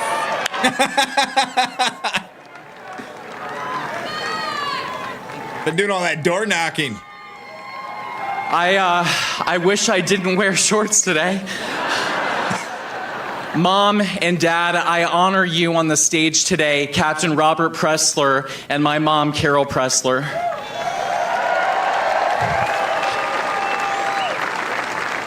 Pennsylvania, you have the power to change the world. Pennsylvania wins the White House, and so please, I ask you today, please check your voter status, make sure you're an active voter registered at your current address, and please visit vote.pa.gov and register to vote today. A message to our union workers: we want your vote. We want to keep jobs here in America. To our beautiful Amish and Lancaster and across the state, we will protect your raw milk, your dairy, your farming, your school choice, your religious freedom, your ability to afford to have 10 beautiful children per family. Wow, going after the Amish vote. To our hunters, Smart. 30% of you are not registered to vote. Please, our hunters, support the Second Amendment, register to vote. To our truckers that service us every single day, please request a mail-in ballot or vote early, lock in those votes. To our sorority sisters and our fraternity brothers, please, you have the power. If you're going to school here in Pennsylvania, register to vote legally and lawfully here in the Commonwealth of Pennsylvania. I feel this from the top of my head to the tip of my toes. I love our great country. President Trump took a bullet for us. Please use your ballot and have his back on Tuesday, November 5th, and deliver Pennsylvania for Donald J. Trump. Let's go. Way to go, Scott. Good job. Good job, buddy. All right, before we go, what we're going to do here today, ladies and gentlemen, is we're going to make a new memory in Butler, Pennsylvania. And this will mark the moment that this election was won for Donald J. Trump. Let's send him back to the White House on November 5th. We love you, Pennsylvania. Thank you. God bless. They must have experienced behind the scenes on July 13th was a very full circle moment. Oh, absolutely. And this is a day to celebrate them and the sacrifice that they've had to endure, because that's the thing, as President Trump said, even when he visited Arlington with the soldiers, the families, members of the fallen soldiers from Afghanistan, he asked, does this get any easier? And they said, sir, it doesn't. No. It gets harder as time goes on. And we just don't know when life will end for all of us. It's something that we all share as human beings, and that it's fragile, it's precious, and we must live every day to the fullest. And let me tell you, the people here are living this day to their fullest, not living in fear or despair, but with an incredible amount of hope in order to see their country made great again, with policies that are just truly extraordinary and make common sense, put common sense into practice at the end of the day with the MAGA policies, 20 policies, a platform that is good for truly all Americans. And there's a lot of people ducking because we really don't want to miss out on these important shots. But I'll tell you, there's a lot of people up here and a lot of gracious coworkers, a lot of wonderful people, but also everybody trying to find their way onto this riser without getting in anybody else's way. It's impressive. It's impressive, I'll tell you. It's a packed press pool, and I think I've gotten my leg day in for sure. I haven't been. I've been neglecting legs in the gym, so this has worked out nicely, Nikki. It's a 3.7 million people are watching live some good quad work on Twitter right now. We are excited this rally. for That's the wild. leg work that people like Lara Trump and Eric Trump and the entire family is really putting into this, because sometimes you forget that it's all about family, and it's all about the fact that President Trump is a grandfather and a father, and he wants to be here for his family, but he's willing to put it all on the line in order to save the country and use his business prowess and to not only repeat, but make better what he did in the first term of the Trump 45 administration. It is really one of those days that I will tell you, if you're here in person, you get it. Because I know a lot of people that are here are telling me they're watching, and they're saying that this is one of the best days of their life, and they're so, so grateful. And if you're not here, I'm so glad we can bring this coverage to all of you so that you have an opportunity to see exactly what's going on, even if you can't be here physically in person.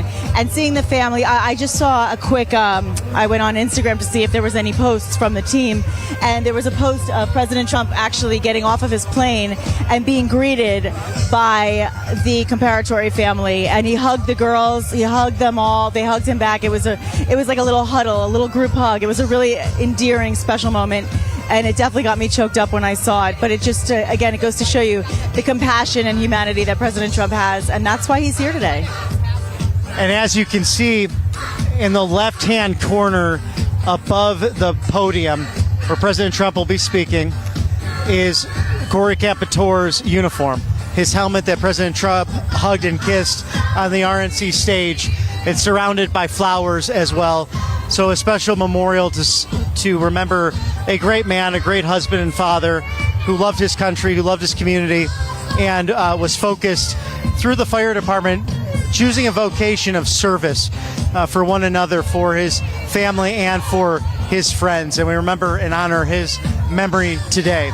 Also just a security detail to show around here as well. Many snipers on the roofs and surrounding areas. It definitely has been heightened compared to other rallies and other things we've seen as of recent, but still very smooth considering we are reporting here at RSBN and have seen 100,000 plus have showed up for this rally. Is that where we're at right now? I would imagine. That's the number. It's pretty amazing. I mean, it just goes on for as long as the eye can see. So really remarkable. And it's funny because I have people say to me sometimes, well, I mean, why would anybody want to stand in a crowd? I've never heard one person complain. People love standing in a crowd. They love this because there's camaraderie, there's patriotism, there's collective love. And it's what Eric said. Eric said it's it's a family, this movement. It's not about politics. It's about love for country, and it's something really special to see. Another thing that we're going to hear tonight in honor, of course, of the memory of Corey, but we're also going to, I'm sure, hear from President Trump a little bit about, the final push. We're in what they call crunch time, Bobby. This is official crunch time. And so as we enter these final days, we're going to see some really important points, I think, made that we haven't heard before. There are some moments in history that are forever seared. There's a special video, I guess, that they're showing right now. When joy is shattered by pure terror. And I believe Triumph over good, and our pride turns to mourning, all in an instant. The bravest among us suddenly fallen. Patriots and presidents besieged. A nation stunned to its core. And in the silence of our grief, in the stillness of our prayers, we ask, why?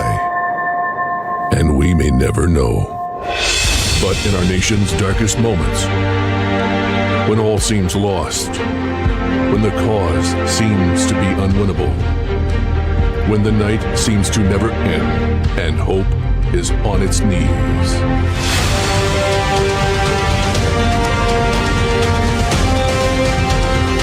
we rise. When will they learn this man cannot be stopped? This movement cannot be defeated. And even when they mock us, even when they slander us, even when they count us out of the fight, we will not stop.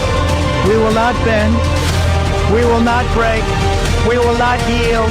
We will never give in. We will never give up. We will never back down. We will never, ever surrender. My fellow Americans, our movement is far from over. In fact, our fight has only just begun.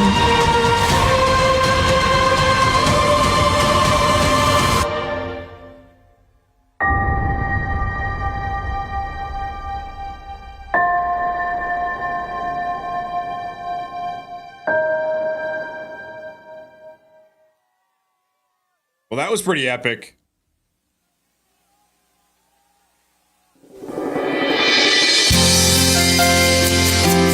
Ladies and gentlemen, please welcome.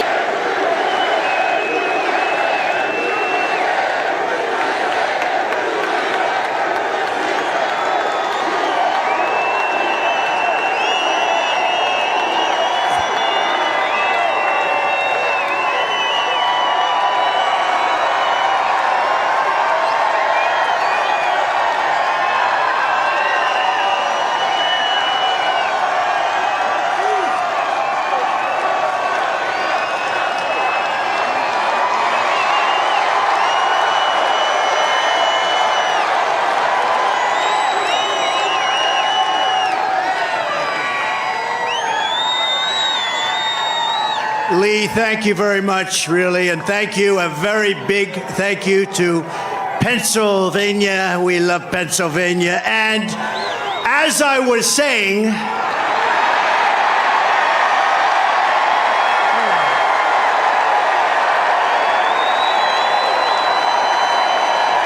there it is. Oh, I love that. I love that chart. I love that graph. Isn't it a beautiful thing? But also beautiful because look at the number. That's the day I left office. It was the lowest Border Patrol, the lowest it's ever been. Illegal immigration. Today it's out of control. But I love it for other reasons, too. You know that. So thank you very much. And thank Lee and what Lee has done with that song. And it's such an honor to have it.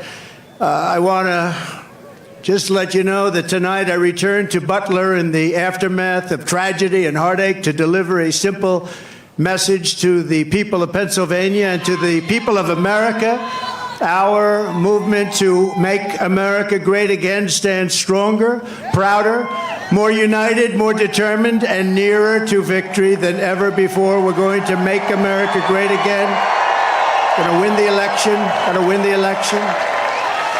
And to all Americans, whether you are Republican, Democrat, Independent, Conservative, or Liberal, or you have no label whatsoever. It makes no difference. Our movement, it belongs to you. It belongs to our country.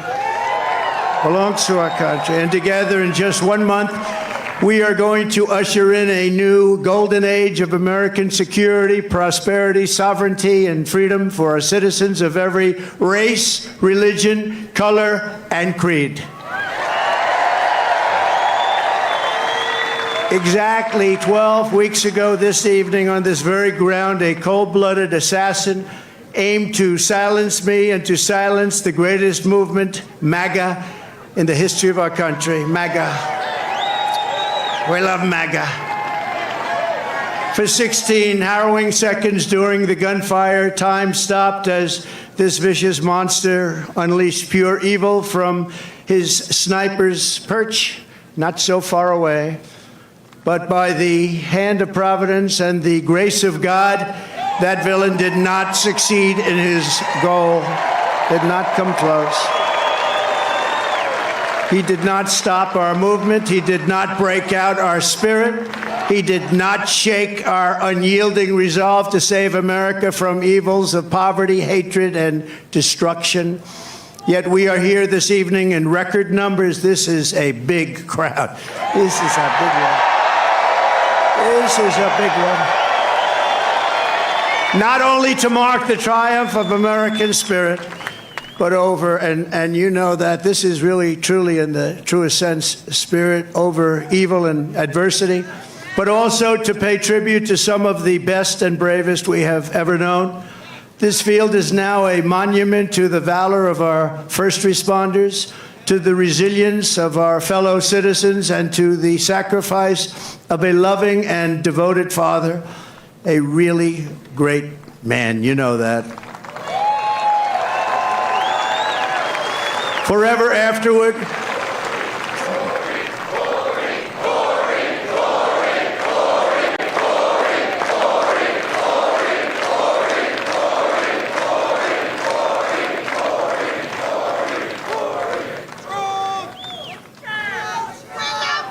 forever after, all who have visited this hallowed place will remember what happened here, and they will know of the character and courage that so many incredible American patriots have showed and know, and they know it at a level never seen before, probably. First, I want to thank the men and women of the U.S. Secret Service who threw their bodies on top of mine without even a thought for their own lives. They were on top of me so fast. They were on top of me, and there was not even a moment of doubt in their minds. You watch those tapes, not even a moment of doubt. I want to thank Secret Service. They're great, great people. They are great people. And in that moment, those agents displayed a devotion to duty that cannot be described, and they did it yet again less than 3 weeks ago when they really did a fantastic job. Another attempt. It was another attempt. We have an evil world. We have a very sick world. My gratitude to them is beyond measure. We also owe a tremendous debt, thanks to the Secret Service counter sniper and a local police sniper who returned fire within seconds and stopped the shooter quickly and saved many lives. If he didn't stop, he saved many lives. He had a lot of bullets, a lot of ammunition up there with him. And we are, just amazing when you think they did it so quickly without any knowledge of what was going on, boom. And had that not happened, it would have been a very different story. It would have been potentially many people. I also want to express our thanks to the Butler Township Police Department, incredible people. The Butler Sheriff's deputies, Pennsylvania State Police, and all of the other law enforcement heroes, as well as the emergency personnel and doctors, the medical teams at Butler Memorial Hospital, Allegheny General Hospital, who rushed me and rushed some of these very badly wounded people. They were wounded, a lot of badly wounded people, and in particular two people. And I tell you, they were very brave and great people. They were big Trump fans, and they still are. That means something. That was That was pretty amazing. You know, when I got up, I asked whether or not anybody was killed. I assumed that there would be a lot because I heard the bullets winging right over my head. They said probably 3. The doctors did such an incredible job. It was one great gentleman, but the other 2 have been amazing, actually. They've gone through it. They've gone through a lot. And when the crisis struck, they did really Pennsylvania proud. You've heard that expression, Pennsylvania proud. It's a great place. I went to school. I went to college in Pennsylvania. It's a great place. The people are incredible. Also, and I have to say, after returning to the field tonight, is one of the really brave Americans who was hit by the assassin's bullet, U.S. Marine veteran David Dutch. David, thank you. Thank you, David. Thank you, David. And David, we're thrilled to see your recovery is going well. Great doctors up here, I have to tell you, great doctors. Your courage is really an inspiration to us all, so I want to thank you very much, David. A great gentleman, great gentleman. I want to send our love to someone who could not be here because he has just undergone a major surgery related to the shooting. A man who is really badly wounded, like David, James Copenhagen, because James was a wonderful man, a big Trump fan. And Mr. Copenhagen is out there watching us right now, but he's in a hospital where they did some additional work, but he's in great shape. He wanted to be here so badly, but he's in great shape, and we appreciate it, and we're looking to his full and complete recovery. He will have a complete recovery. Thank you. Thank you very much. And of course, there's one more hero who could not make it back here tonight because he is no longer with us, right? You know who that is, right? Corey, our beautiful Corey. Corey is not with us tonight, and he should be. And we all miss him. He's become somewhat of a folk hero, I have to tell you. Who is with us is his beautiful wife and daughters and relatives, sister.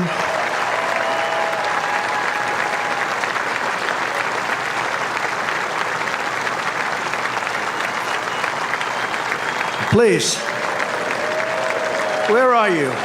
Where are they sitting?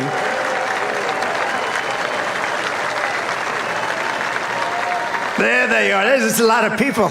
It's not easy to find people in this audience. It goes back further than you can see. Thank you very much. Thank you very much. Thank you very much. Great family, a great, incredible family. And he loved you a lot.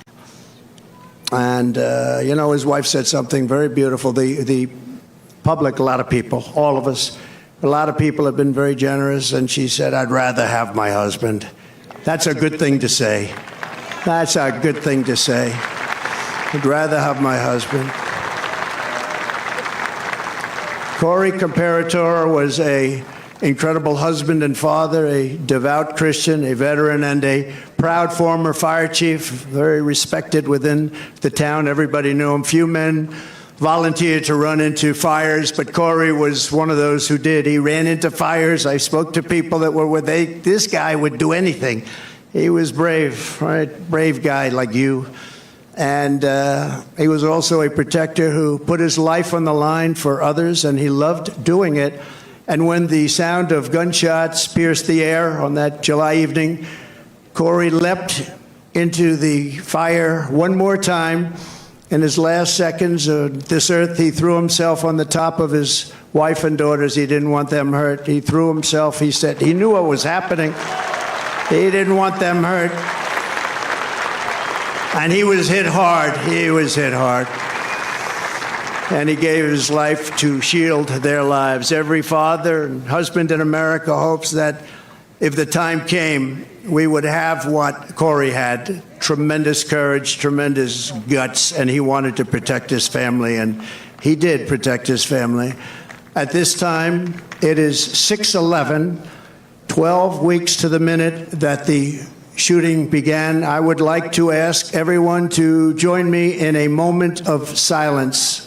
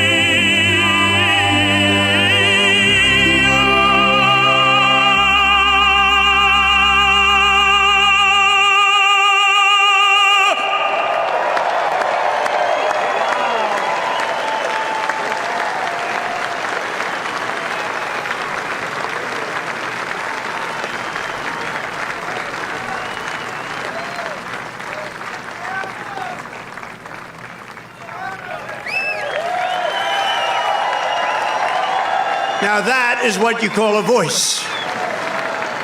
One of the greatest opera singers in the world, and Christopher Macchio, who is truly a great talent, is going to be back when I leave, and I'm going to stay backstage watching every song. He's going to sing 3 or 4 great songs, Nessa Dorma and others. And so I wouldn't leave your seat too fast when we're finished today, but this is in honor of 3 great people, actually, 3 great, and in particular, Corey. And we appreciate it, but that is a real voice, isn't it, huh? That's not... What do you think, Mr. Future Vice President? Pretty good, right? I don't know if you could do that, J.D. I don't know. I don't think J.D. can do that. In the face of murderous hate, Corey answered the most selfless kind of love. We are joined this evening by Corey's incredible widow, Helen, his 2 precious daughters, Kaylee and Allison, and his sisters, Kelly and Dawn. Thank you so much. Thank you so much. This is an incredible tribute. This is a tribute like no other, and he deserves it. To Helen and the entire family, I can only begin to imagine the depths of your grief, but I want you to know that just like you, we will carry his memory in our hearts for as long as we live. Everybody in this stadium and everybody that was there on that tragic evening, we are thinking about Corey. We think about him a lot. I know he's looking down on us right now from heaven, smiling at his beloved wife and daughters and his mother, Karen, and his entire family. And And he's with you, and he's going to be with us for a long time because, you know, some people just don't die in vain, and what he's left behind is incredible. And so, God bless you, Corey. God bless you. Thank you very much. God bless you. You know, I just one little story. Helen told me that on the day that they came to the rally, Corey was really excited because somebody gave him great seats right up front here with the people from North Carolina, the ladies from North Carolina. This is their 227th rally. I don't know what's going on with them. Those beautiful ladies. But they always seem to have good seats. You know? But Corey had the best seat in the house, and he was telling his wife and family on the way over in the car, he said, I'm telling you, he's going to invite me up on the stage, because I do that sometimes. I take people, we invite them up on the stage. And she smiled, thinking it'll never happen. And little did anyone realize that Corey would be on the stage 3 months later in an almost immortal position. And that's where he is today. He's on the stage in I think it's a truly immortal position. So the love that he showed on that day and throughout his life is the love that sustains the entire movement, love that our families have, and it's love of our communities and love of our country. It's a force more powerful than any hatred and malice, because even in the darkest hours, it shines forth as a guide, and it guides us like nothing could ever guide us. It guides us really like a candle in the night. And so it's love like Corey's that is joining us to save our country, that's going to heal our country, and that is going to reunite our country as one nation under God, indivisible, with liberty and justice for all.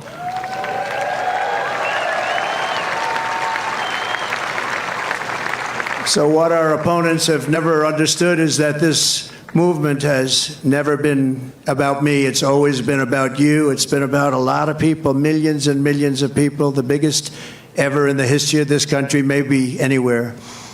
And everyday people who are the heart and soul of our country. They love our movement, they love our country, and they know they're doing right. Your hopes are my hopes, your dreams are my dreams, and your future is what I am fighting for every single day.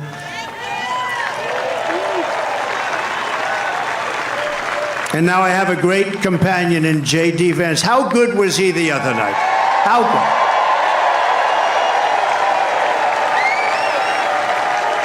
good? He was great.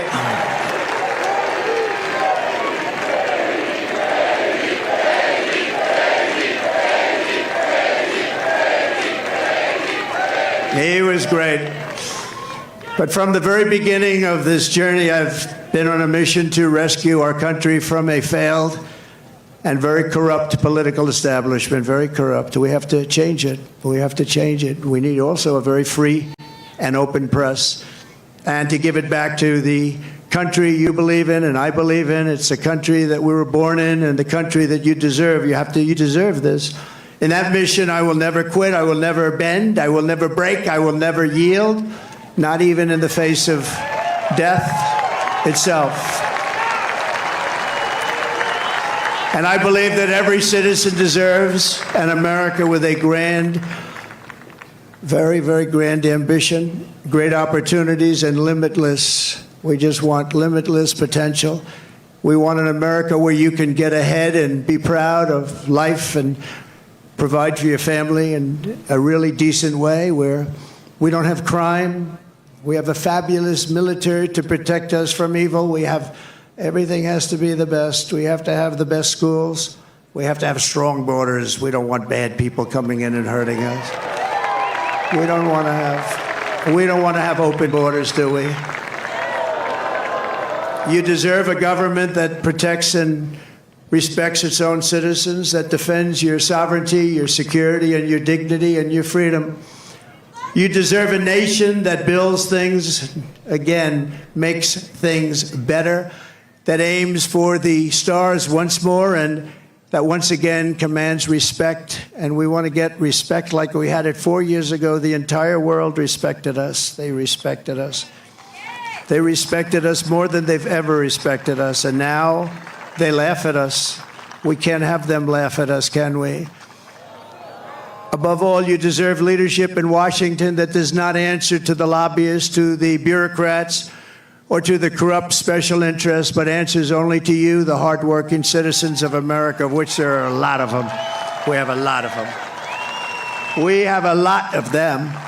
Over the past 8 years, those who want to stop us from achieving this future have slandered me, impeached me, indicted me, tried to throw me off the ballot, and who knows, maybe even tried to kill me. But I've never stopped fighting for you, and I never will. Never will.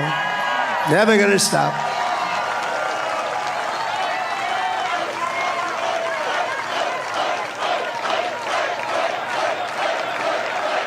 Thank you. Thank you.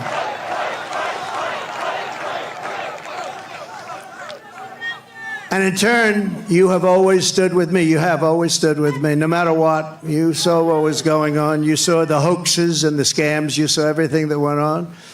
We are a team. We're a great team, I think. We're probably the best team ever in the history of our country, if you really think about it. We have fought together. We have endured together. We have pushed onward together. And right here in Pennsylvania, we have bled together. We've bled. We've had 3 people that really got hit hard. 2 of them made it. Great doctors. Great doctors. They weren't supposed to make it. I wasn't supposed to make it. People said, my great doctor at Butler said, "Sir, you're the luckiest man alive. This would be a good time for you to go out and buy a lottery ticket." I've never seen anything like. I almost went out and bought a lottery ticket. I'll take it. And 31 days from now, here in this great Commonwealth, and all across our land, we are going to win together. We are going to vote together. We're going to win the greatest election in the history of our country, maybe the greatest election all time.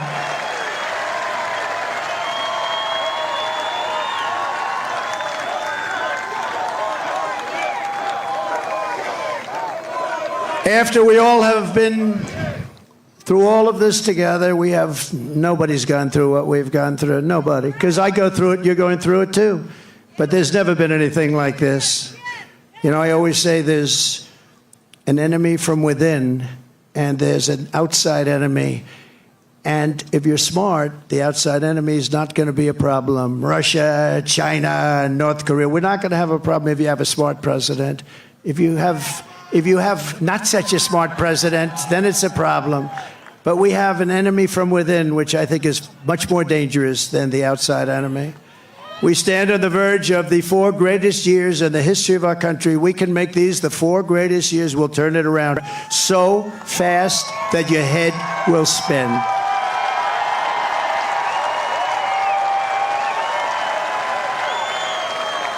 With victory on November 5th, we are going to redeem America's promise and unlock the extraordinary future that is just within our reach. It is now within our reach.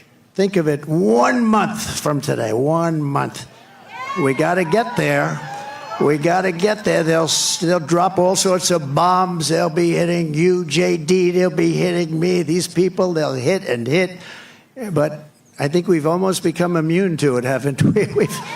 We've become immune to it. You got a little dose of it, a couple of little doses. No, that's the only way. That's the only way they can even think about winning, with open borders. Who wants open borders? Who wants men playing in women's sports? Who wants sex change operations for illegal aliens in holding bins? No, I don't think so. We will begin a new era of soaring income, skyrocketing wealth, millions and millions of new jobs, and a booming middle class. We're going to boom like we've never boomed before. And we're going to unleash a manufacturing renaissance right here in Pennsylvania, including fracking like we've never fracked before. And we're going to frack middle class. We're going to boom like we've never boomed before. And we're going to unleash a manufacturing renaissance right here in Pennsylvania, including fracking like we've never fracked before. We're going to frack.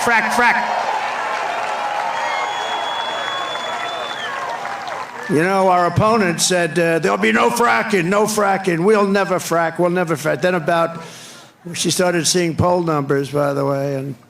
And by the way, speaking of poll numbers, do you mind if I mention poll numbers? Because I only mention them when they're good. I never mention it. But one that's hit me really amazingly, Rasmussen, very highly respected poll. JD, it just came out. I don't think you heard this one, but this is a shocker. You know, they always say the Democrats will win the Hispanic vote, but we've been creeping up rather rapidly. And Rasmussen is one of the most respected polls. I mean, Republicans would get 4, 5, 6, 9, 10%. They just came out with a poll. 62% for Trump. Think of that. Think of that. And 34% for Kamala.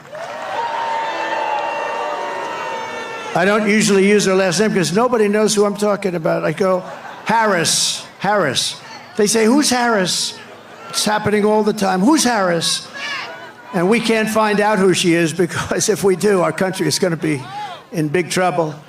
We will live in a very beautiful city or town that are safe and clean with borders that are sealed and secure. And again, we want people to come into our country. We all want that. We need that. But you know what? We want them to come in legally. They're going to come in legally and love for our country. And America will once again be strong and confident and free. And we're going to have that. We're going to have it strong, confident, and free. That's why I'm here today. You know, I could right now be having a beautiful life. I don't have to be here. I could be on a gorgeous beach someplace. I have such nice property. I could be in Monte Carlo as an example, but I'd rather be in Butler with you. I'd rather be in Butler. And I think JD would rather be in Butler, JD.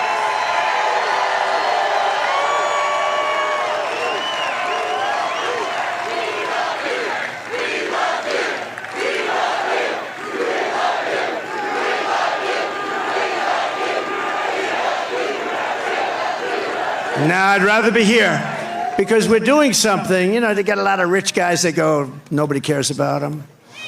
I had one about a month ago, very, very rich guy, and he called me up. He said, President, I've known him for a long time. I don't say how long because I don't want my wife to hear that number. It's a long time.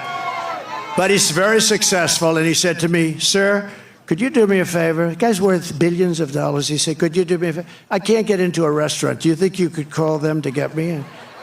And I said, what the hell is the good of being rich if you can't get into a restaurant, right?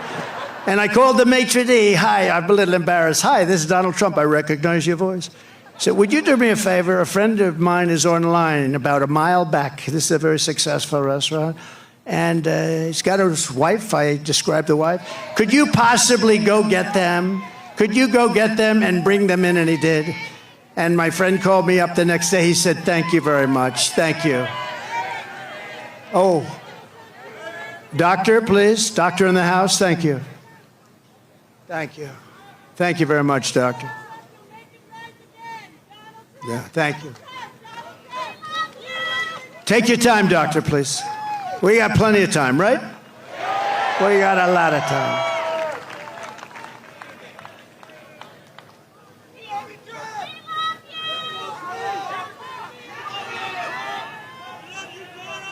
You doing okay?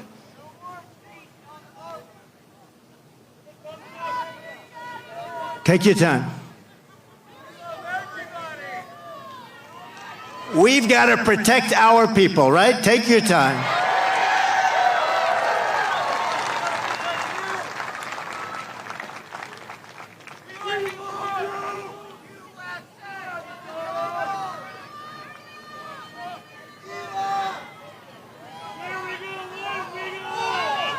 It's all right, doctor. Go ahead. That's all right. That's all right. People come out 2-3 days ago, and then they get it's an amazing thing. It's an amazing thing. We appreciate. Everybody appreciates it. Yep. Take your time. That's great. That's great.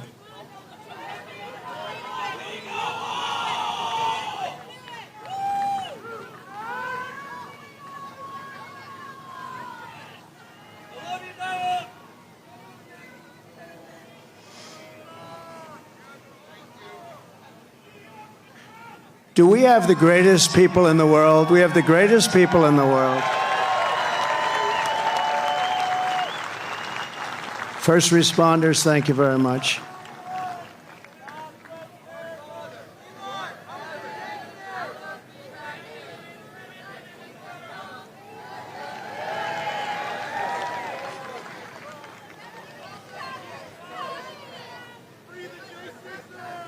Wonder what's going on here.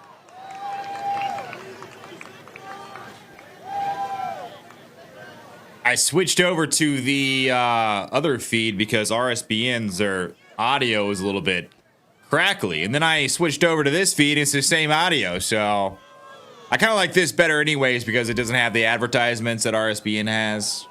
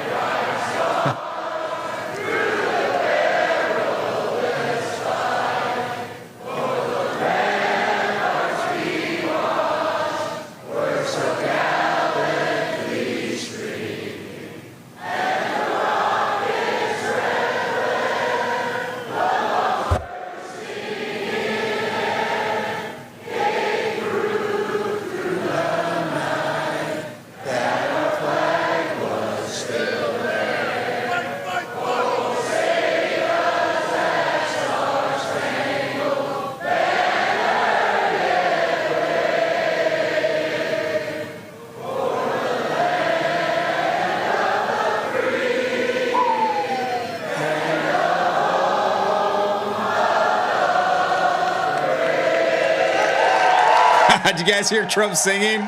You can hear Trump singing the mic in the mic. It's good.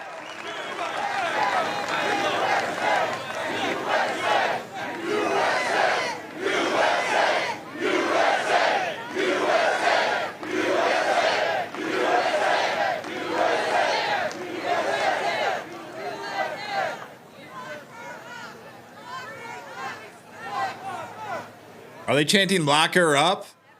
Oh, shoot.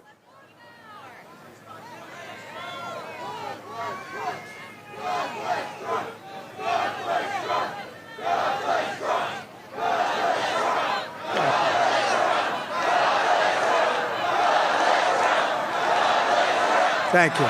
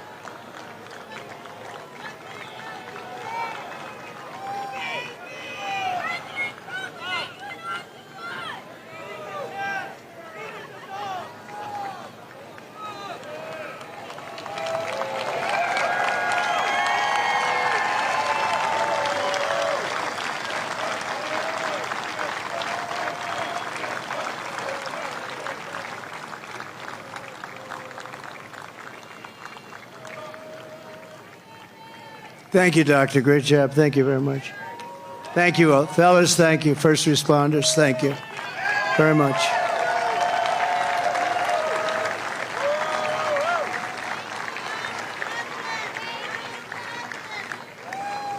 People are here for a long time, and we appreciate it very much. And so sometimes that happens. A lot of times that happens, actually.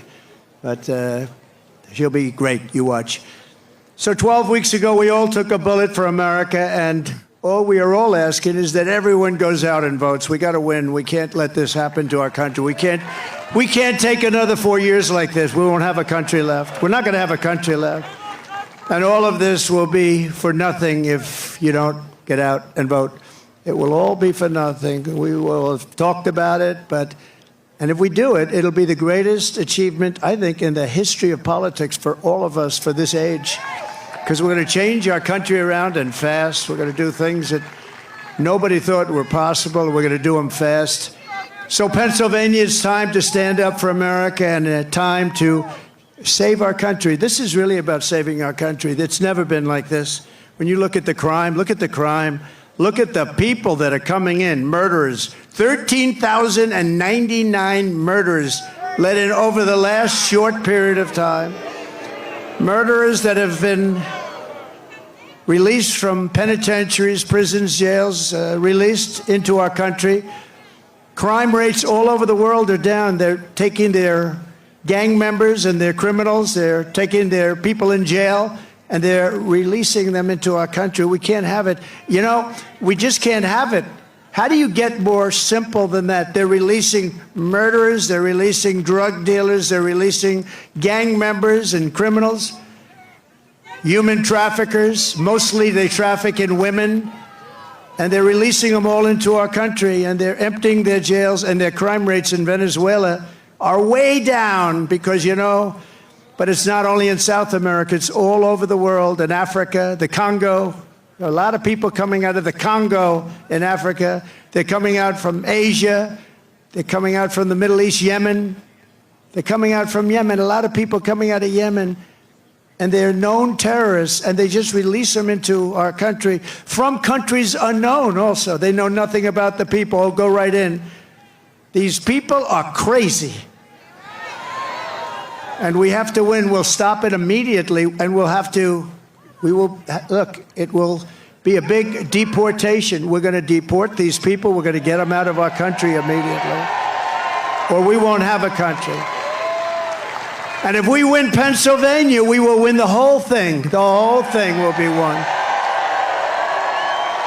So for the sake of our families, for the sake of our children, we will keep on going, and as the expression goes, I mean, I'm a little embarrassed to say it, to be honest with you, but I'm going to say it because a lot of people do say it. We will fight, fight, fight. We're going to fight for our country. We're going to fight for our country. And together we will save this country, we will restore the republic, and America's future will be bigger, better, bolder, brighter, happier, stronger, freer and greater, and more united than ever before. Our country will be united. You'll watch, you'll watch. You know, we had the most successful country ever, maybe in the world during my term. We had the greatest economy that we've ever had. And you know what was happening? We were uniting. The other side, radical left people were coming over. They wanted to meet. They were coming over. Women, men. If you look at population, our black population, our Hispanic population, our Asian population, everybody was doing better. People that went to the best schools and best colleges in the world got the highest marks, and people that couldn't get a high school degree, everybody was doing better, and our country was coming together. And then we got hit with COVID, a gift from China. Some people would call it the China virus. And we did a great job on that, too. We did a great job, but the world was disturbed. $60 trillion in damage worldwide, millions and millions of, tens of millions of people killed. And we still, during this 4-year period, we had the greatest economy, one of the great countries of the world. And we left with a stock market that was higher than it was just prior to COVID coming in. So what we did was something really incredible. But we had the greatest, most successful country ever. We had the greatest economy in our history, and we're going to do it again, and maybe even better. We learned a lot. We learned a lot about people and about doing things and what works and what doesn't work, and we're going to do it, and it's going to be quick. It's going to be quick. And we're going to have safe cities, and we're going to have great cities again, and we're going to have a capital in Washington, D.C., which is right now crime-ridden. You leave from the great Commonwealth of Pennsylvania, you go drive down to Washington, D.C., and you drive down and you end up getting murdered, you end up getting hurt, you get mugged, We are going to straighten out Washington, D.C. We're going to make it again the most beautiful capital in the world. We're not going to have graffiti. We're not going to have graffiti on our marble columns. We're not going to have roads that have potholes all over them and medians that are falling into the highways. We're going to run it properly. We're going to change it. We're going to run it properly. It's an embarrassment to us. Can you imagine foreign leaders coming in and running over roads that haven't been paved in years? We're honored to be joined tonight by one of the people who is going to help us build this incredible future, and he is a truly incredible guy. And I don't say that often. Well, here comes Elon.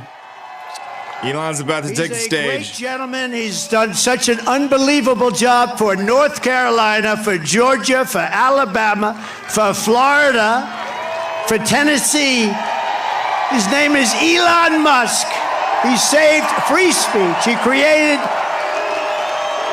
so many different great things. Where is he? Come on up here, Elon. He created the first major American car company in generations, and his rocket company is the only reason we can now send American astronauts into space. Come here. Take over, Elon. Yes, take over.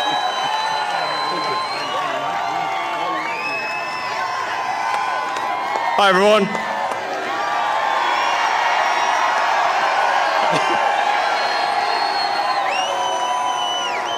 As you can see, I'm not just MAGA, I'm dark MAGA. Well, first of all, I want to say what an honor it is to be here. And, you know, the true test of someone's character is how they behave under fire. And we had one president who couldn't climb a flight of stairs, and another who was fist pumping after getting shot. Fight, fight, fight! Blood coming down the face. Now, America is the home of the brave. And there's no truer test than courage under fire. So who do you want representing America? Yeah, absolutely. And I think this election, I think it's the most important election of our lifetime. This is no ordinary election. The other side wants to take away your freedom of speech. They want to take away your right to bear arms. They want to take away your right to vote effectively. You've got 14 states now that don't require voter ID. California, where I used to live, is just passed a law banning voter ID for voting. I still can't believe that's real. So how are you supposed to have a proper election if there's no ID? It's just meaningless. And free speech is the bedrock of democracy. And if people don't know what's going on, if they don't know the truth, how can you make an informed vote? You must have free speech in order to have democracy. That's why it's the First Amendment. And the Second Amendment is there to ensure that we have the First Amendment.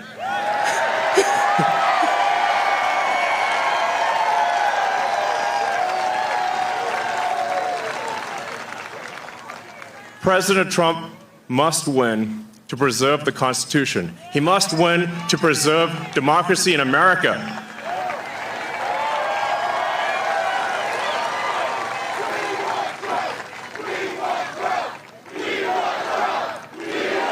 Yes.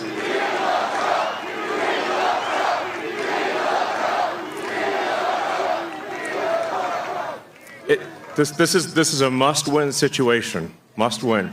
So I have one ask for everyone in the audience, everyone who watches this video, everyone in the live stream. There's one request. It's very important. Register to vote. Okay? And get everyone you know and everyone you don't know, drag them to register to vote. There's only 2 days left to register to vote in Georgia and Arizona. 48 hours. Like, text people now. Now. Oh, and then make sure they actually do vote. If they don't, this will be the last election. That's my prediction. Nothing's more important. Nothing's more important. So get everyone you know. Everyone. So I'm speaking to people out there. Everyone in the crowd, I think, is already convinced. But for people out there that are watching the video, watching the live stream, you need to get everyone you know, at work, your friends, family, text groups, your social media, everything. Get them to register to vote right now. Only 2 days left for Georgia and Arizona. Only a couple weeks left in Pennsylvania. And if they're not registered to vote, it doesn't matter at that point. Register to vote. I'm being repetitive for a reason, okay? So nothing is more important. And a lot of people think maybe their vote doesn't count. Well, it does, okay? It does. It matters. And this election could be decided by 1,000 votes, 500 votes. A tiny margin. So get everyone you know to register to vote. I believe that's swapthevote.com. I believe that's the site. And double check that your registration is good. Don't take it for granted. I'm just being repetitive about this point because it is the one takeaway, more than anything, that will matter is getting those registrations and then getting everyone you know to actually vote. That is what will decide this election, especially in Pennsylvania.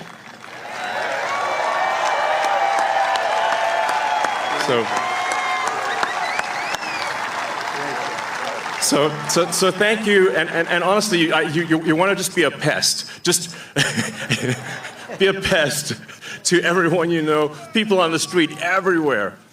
Vote, vote, vote. Fight, fight, fight. Vote, vote, vote. Thank you.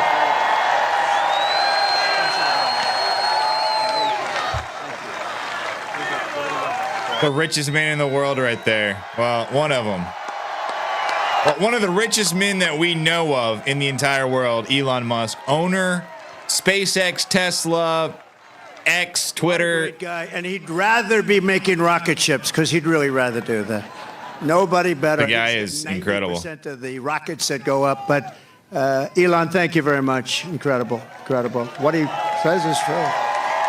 What he says is true. You know, we're all having fun here tonight, but if we don't register and if we don't vote, we're just going to look upon this as another sort of nice day in our life, but it won't even be a nice day. We're going to look back and we're going to say, wow, it's a lot of time, a lot of effort. We got to win. If we don't win, it's, as he said, it's just not important. We have to save our country, so you have to get out and vote. You got to get out and vote. You got to get your friends and vote because, you know, they play a lot of tricks, this particular other side. Elon's a very nice guy. He doesn't want to say it, but they play a lot of tricks. We can't let it happen. We can't let it happen again. We can't let it happen.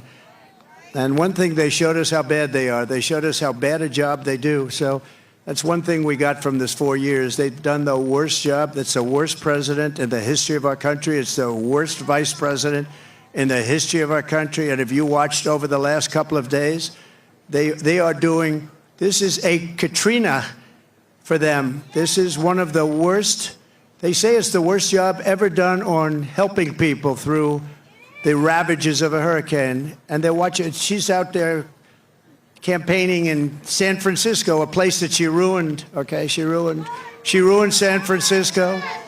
She ruined, think of this, she ruined San Francisco. She was the worst DA, and she ruined the state of California, and now she wants to ruin the United States of America. We can't let her do it. So I called Elon to tell him that they needed Starlink as an example.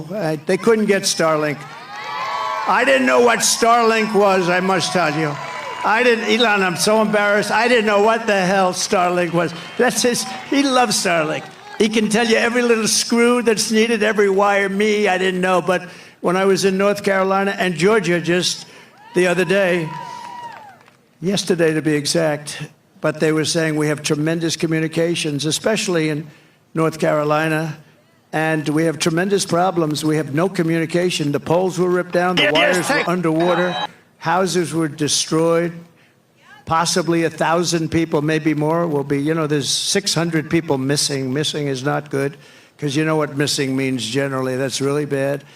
And they had no communication. They had literally no communication with, they called it the mainland, because the water was so crazy. It was like they were in the middle of a lake, and they'd never seen anything like it. And they said, do you know somebody named Elon Musk? I said, yeah, I happen to know him a little bit. He just endorsed me, actually. Although he endorsed me a long time ago, but he still, to me, every day is a good endorsement from Elon. Nobody's smarter than Elon. And they said, could you do us a favor? Could you help us? We're trying to get Starlink, and it's very hard to get. Most people say you can't even get it. I called up Elon. I said, North Carolina's in big trouble. Georgia's in big trouble. They need communication. They have none, because their poles have been knocked down and their wires are underwater and even dangerously underwater. But they have no communication. Elon, could you do something about Starlink, whatever the hell that is, Elon? Whatever Starlink, that's all they want to hear is Starlink. And an amazing thing happened. I got a call from one of the top people in North Carolina. I got a call from another great person in Georgia. And I wasn't finished with my phone call yet. And they got word that Starlink would be delivered to the States. I said, no. And I said, what the hell is he? What kind of a system is that? Normally you'd have to hang up and he'd go and call people. He did it during the phone call. What kind of a system do you have? That's why he's a very advanced, he is a very advanced person. But I want to thank you, Elon, because I got it. And I said, how does it work? 2 days later, how does it work? They said, much better than the wires. So now I'm saying, why the hell aren't they? You're going to come out very well anyway. And he also said, you don't have to pay me. You pay me someday when you get the money back. You don't have to pay me. He wanted nothing. He's a great guy. Thank you, Elon, for being here. Thank you very much. Great honor. Great honor.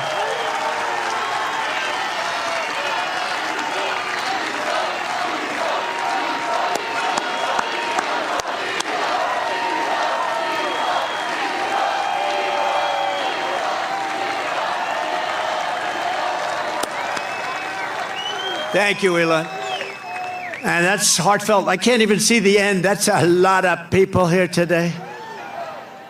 We're also joined by a great gentleman, a top, brilliant student.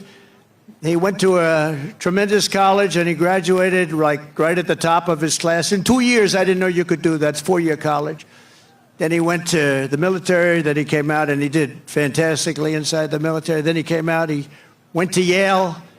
Without the benefit of family ties. You know what that means, right? Without the benefit. That's pretty good without family ties. I don't know too many of those people. They had no family ties. He got in. He can't get in. And he graduated along with his wife. They're not going to have any problems with your kids academically, I can tell you. His wife and him were like the top students in the class. But he went to Yale Law School, and then he went out into the private sector, did great. Then he ran for the Senate, and he did fantastically. He won. And he's like a rocket ship. He's like one of Elon's rocket ships, the way his career is going. But you see why, because he's a really brilliant guy. And you saw that the other night in the debate, right? You saw that the other night in the debate. You know the expression they have? If that were a fight, they would have stopped it, right? So I just want to thank JD. I was always confident in that pick. And we had great people too, JD. We have every one of those guys were great. Every one of them would have done a great job. It was amazing. But we appreciate the job you're doing. And he's also very energetic. And he'll go on anywhere. He'll go on MSDNC. I say, oh, he's on that. He'll go on CNN. It's like he has no problem. He swats them like this. He has no problem. No, it's true. Other people say, sir, I'd rather not do that one. I'd rather not do that one, sir. I'd rather not do them because they are, very. With him, he doesn't care. He says, they're not going to outsmart me. So I want to thank JD. You've done a great job. Thank you very much. Amazing. Great.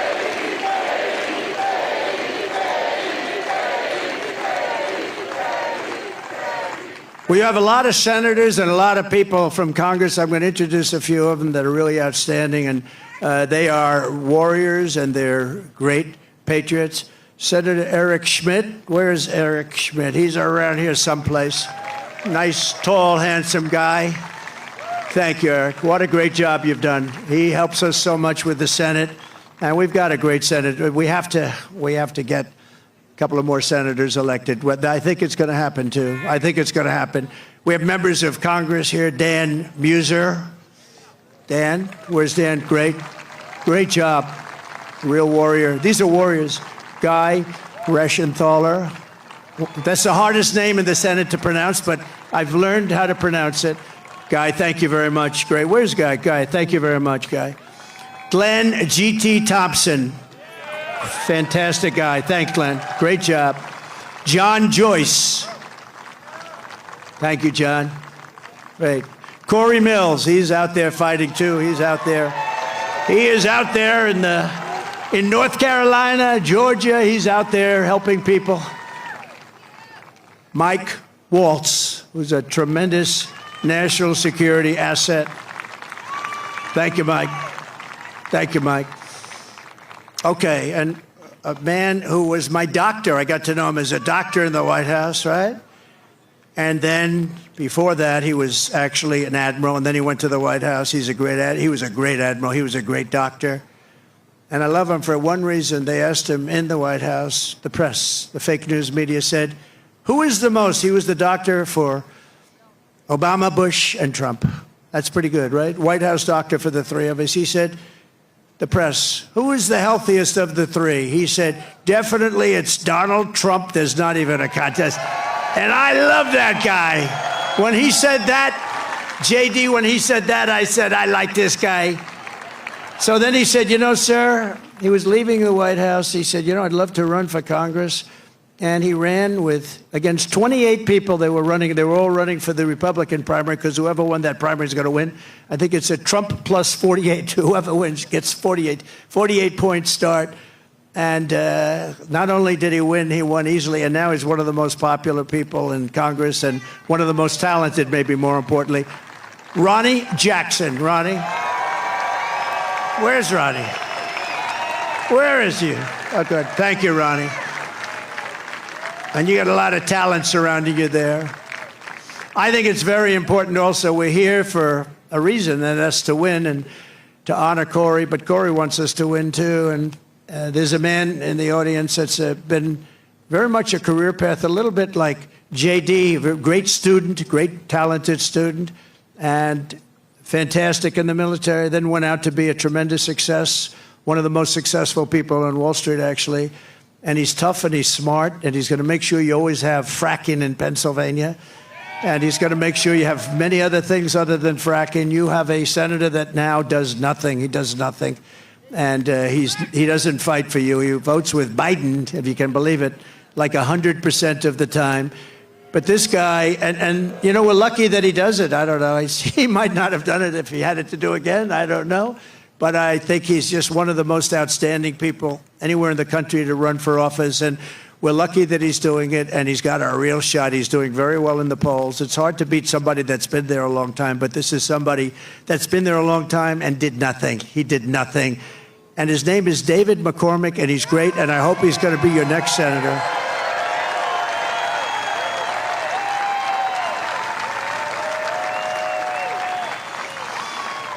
And I see somebody else I didn't know he was here. Mike Kelly. I see Mike Kelly there. Stand up. Oh, boy, am I lucky. Am I lucky I spotted him? If I didn't spot you, I was in big trouble, right? This is a man who's beloved in this state, and he's fantastic. So thank you, Mike. Thank you. We also have some terrific people from law enforcement. Butler County Sheriff Mike Sloop. Thank you, Mike. Great job. Thank you. Thank you, Mike. Thank you for your help, too, I could tell you. Thank you for your help. I can say that. Thank you very much.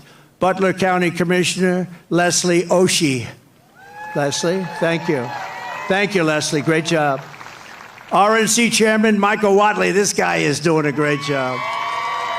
He's doing great. Came from North Carolina. We won North Carolina. He kept their cheating down to a minimum, and we were able to win it, and we were solid all night long. And he's great, but if we don't have good results by the 6th of November, I will never say that about him again. No, he's a great guy. He's working very hard. 24 hours a day he's working, I know that. And he's working mostly on Stop the Steal, because we have a lot of votes. We have plenty of votes. Stop the Steal. That's why you've got to get out. You've got to get out and vote. We're going to win this thing. And the more we win it, it's too big to rig. You know the expression we use? Make it too big to rig. At a certain point, Elon would understand this better than anybody statistically. At a certain point, their cheating doesn't matter. And we want to make it too big to rig. And we also have somebody that's very special, the co-chair of the Republican Party, Lara Trump. Thank you. Lara, thanks.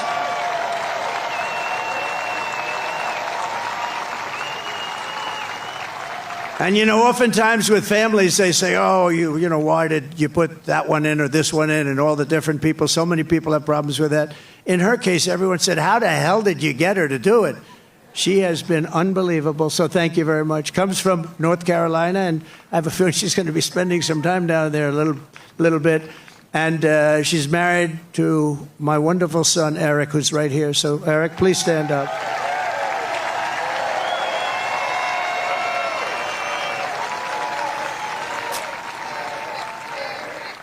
He's a great guy. Eric has a distinction. He has gotten more subpoenas than any man in the history of our country by about 10 times. Every day Congress would meet, they'd send him a subpoena. What is it about? They have no idea. But I think he's got the all-time record, and he's handled it all beautifully. Thank you very much. Thank you very much. A friend of mine, a great, great businessman, one of the most respected people, and he made a big, big contribution yesterday to Georgia and a big contribution to North Carolina. Steve Witkoff is here. Hi, Steve. Thanks. And another man who's one of the greatest businessmen in the country, he actually said that if Trump doesn't win, this country is going to go into a massive depression. Well, I don't know about that, but he has been a very good predictor, I will say that. And truly one of the greats, one of the great pickers, picker meaning stocks. He knows what he's doing, and highly respected by everybody. John Paulson. Thank you, John. Great. Great guy.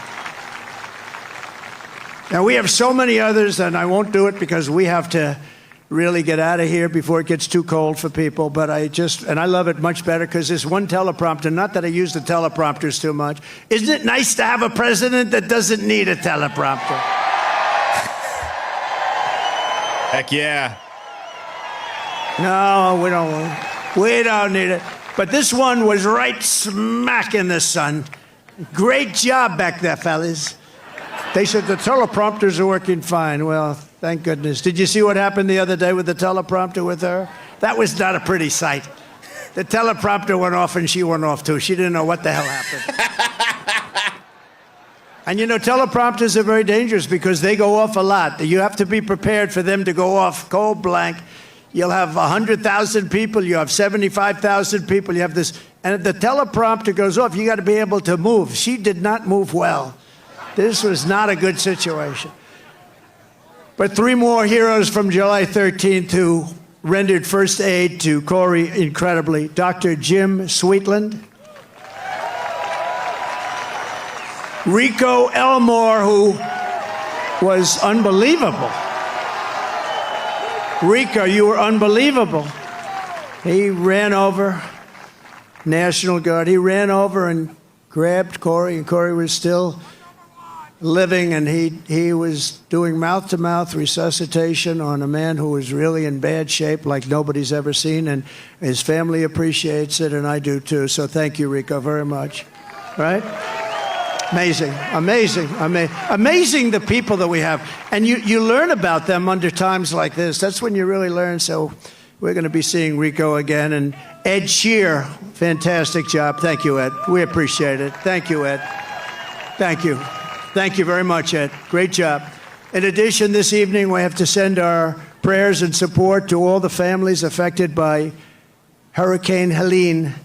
This has been the worst hurricane response by a president and vice president since Katrina, and this is simply not acceptable. Those people, I was there yesterday with North Carolina and Georgia. And I'll tell you, and by the way, the governor of Georgia is doing an excellent job, but we have other people that aren't doing a good job, and we have to have them do a good job.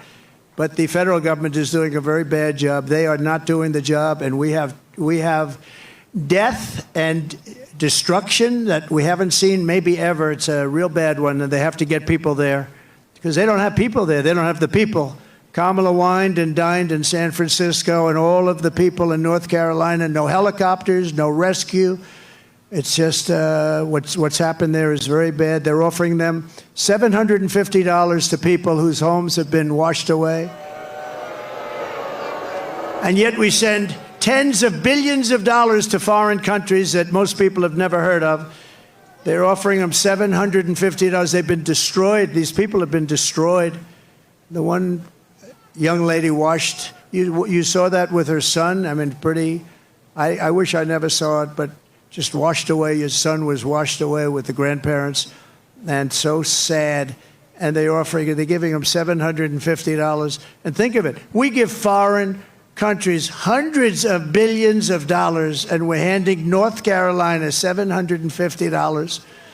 If you want a president who won't even try to save you when the floodwaters are rising, vote for Kamala. She's not the right person. Look, you know what? If they did a good job, I wouldn't have run. To be honest with you, I didn't need to do this. I didn't need to. If I thought they were doing an even modestly good job, I wouldn't have run. But I saw right from the beginning, grossly incompetent, and I was right about that, and I decided to run. And we're doing really well. I was telling you about polls. We're way up in some polls. We're up in other polls. And with the swing states, I think most of them have us up in every single swing state, including the great commonwealth of a place called Pennsylvania. And don't ever not call it a commonwealth, because I've seen people call it a state, and that's the end of them. That's practically the end of their political career. You got to be very careful with Pennsylvania. It's that commonwealth. I haven't made that mistake. I don't want to either. It was not a pretty picture. If you want a president who will stop at nothing to protect you and your family, I hope you're going to vote for a gentleman named Donald J. Trump. Have you heard of him? Together we will rebuild Western North Carolina, rural Georgia, and every other state that's been so badly affected. That includes Alabama. Virginia was very hit hard. South Carolina was hit very hard. Florida. So many states. Tennessee was hit really hard. They were all hit, and we're going to work with them. And, the next president is going to be the one that really, once they got to get this done. But once that happens, the next president is going to be the one that has to really help them. And J.D. will be there to help them. I know that. 2024 is the most important election in the history of our country. And here are the facts. My opponent, Kamala Harris, is the most incompetent and far-left nominee ever to run for president. You know, she's much further left than crazy Bernie Sanders. You know that. She wants to open borders. She took the most secure border in U.S. history and turned it into the worst border in the history of the world. Remember, she was appointed border czar. She says she wasn't now after 3 years, but she was. But whether she was or not, she was in charge of the border. And the other day I saw her get up and say, we will do this, we will do that. Why didn't they do it 4 years ago? Why didn't they do it? The damage is so bad, and so it's been done. She let in 21 million illegal aliens from all over the world, from prisons and jails and mental institutions and insane asylums, and they're terrorists at record levels, at levels we've never seen before. She cost you $29,000 a family through inflation price hikes, and now she wants a larger tax hike. She wants to go the largest tax hike in American history. There's never been a tax hike like what she's proposing. She's going to raise your taxes a minimum of $3,000. She's a big taxer. And she was the original creator of Defund the Police. I think for all the sheriffs over here, if you're a partner in Defund the Police for even 2 days, you cannot be president. But she was one of the founders of Defund the Police, and she still believes that, by the way. I don't know how anybody could, but she still believes that. And if she ever had a chance, there's a good possibility she'd go back to it. Can you imagine Somebody's robbing our house. Well, there's nothing we can do about it. That's what they say. There's nothing. You know, they tried it. And you know where they tried it? In Thank you, Minnesota Christy. with our vice president. And it wasn't working out too well. It was working out very well for the robbers and the criminals. That's the only one it was working out well for.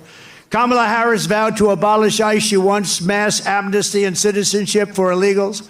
And worst of all, she lost, and this is maybe the worst thing in the whole, that nobody talks, the fake news won't mention it. She lost more than 325,000 migrant children that are now dead in slavery or just plain missing, probably never to be seen again, never to see their parents again. But this isn't like, this is 325,000 have been lost. She praised the idea of a 70% to an 80% tax rate. She imposed a natural gas export ban on Pennsylvania, which is killing your energy workers and your pricing. You know, you have one of the highest energy costs in the country, and yet you're sitting on top of a massive amount of energy that she doesn't want to get. It's been a disaster for your state, and now she's vowed repeatedly. Now, all of a sudden, she changed her mind. But when, you know, with politicians, it's always the first statement that comes out to be the one they want. So she spent 14 years knocking fracking. We're never going to have fracking. We're not going to frack. All of a sudden, a little while ago, she came out, I love fracking very much. No, she'll go back to it. And she even endorsed free sex changes for illegal aliens in detention at taxpayer expense. I don't think Elon likes that idea. These are not ideas that Elon Musk likes too much. And it was just announced yesterday in California, and he took this one from me. I'm so upset. But think of it, that the far less than average governor, Gavin Newsom, has banned any and all ID requirements from voting and registering to vote. You're not even allowed to mention the fact, Elon, you're not allowed to mention the fact. You can't say, may I see your ID? If you do, it's real quick, guys. Look how many people are watching on X right now. of the country. You're not Nearly 10 million people are watching this on X. Wow, Other Democrat that's states incredible. are following. This is only so they can cheat. There's only one thing that you do this for, so that you can cheat on elections. There's no other conceivable reason. Kamala Harris is a radical left Marxist. She is a woman that's not respected in Congress. She was laughed at Congress. Nobody thought she could win. You know, they did a coup.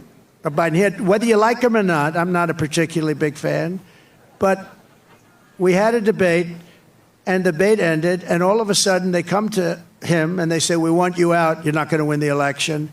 And he said, I don't want to get out. He got 14 million votes. If you believe in democracy or a system, he got 14 million votes. And she got none. She was the first one out, 22 candidates, and she never made it to Iowa. She quit before Iowa, and now she's running, and that's okay. But, you know, we spent $150 million beating Biden, and as soon as he was down and out for the count, they said, let's take him out. We'll give somebody else to run. Never happened before. We do a lot of firsts, I will tell you. We do a lot of firsts. But she's a person that rated even worse in every statistic than any other senator. She was rated at the bottom of the U.S. Senate. She's destroyed everything she touched, but the good news is that we have a plan to fix it. We're going to fix it. We're going to fix it fast. Nobody is going to stand for open borders. Nobody is going to stand for a bad military. Nobody is going to stand for education that's not proper. We're moving education back to the states. You're going to be running your own education. So we have, you know, in education, so important is what's more important than education, but we rank at the bottom of every list. They rank 40 major countries. We're at the bottom, but we're top of the list as the cost per pupil. We spend more per pupil, per student, than any other country anywhere in the world. So we're number one in that, and we're number 38, 39, or 40 every single time. And you have Denmark, you have Sweden, you have Norway, you have China. It's always a top five. Can you believe it? China's a top five. That's amazing. But we're going to move our education back to the states. So places like Indiana and Iowa and Idaho and states that you don't even hear too much of because they're so good and so well run. they're going to run their own education. And you know what's going to come out of that? A Denmark, a Norway, a Sweden, maybe, I don't even know, China. Can you imagine China with 1.4 billion people is a top 5, and we're close to 40. We are 40 sometimes. Starting on day 1, I will seal the border and stop the migrant invasion into our country. We will begin the largest deportation operation in the history of the United States. Dwight Eisenhower right now has that record. It's not, and by the way, it's not something I want to do. I dread having to do it, but we have no choice. What they've done to our country is not even believable, especially the criminals, the criminal element that's in our country. And again, all over the world, crime rates are down because they've taken their criminals and they've dumped them into the United States. And you know what? I would have been worse than them. I would have had it done even faster. They've dumped them into the United States of America, and that's what we have. And it's dangerous out there. We're getting them out. We're getting them out quickly. And we will defeat inflation, and we will make America affordable again. And it's going to start with liquid gold. We have more liquid gold, oil, and gas under our feet than any nation in the world, including Saudi Arabia and Russia. We will become energy independent like we were just 4 years ago. You know, 4 years ago, we were energy independent. Can you believe it? And then we were going to become energy dominant. We will be dominant within a matter of months, and we will make so much money. We are going to drill, baby, drill.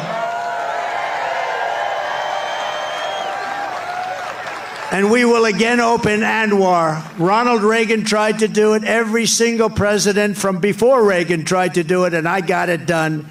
Anwar is the largest drilling site anywhere in the world. It could be larger than Saudi Arabia, could be larger than Russia. It's in Alaska.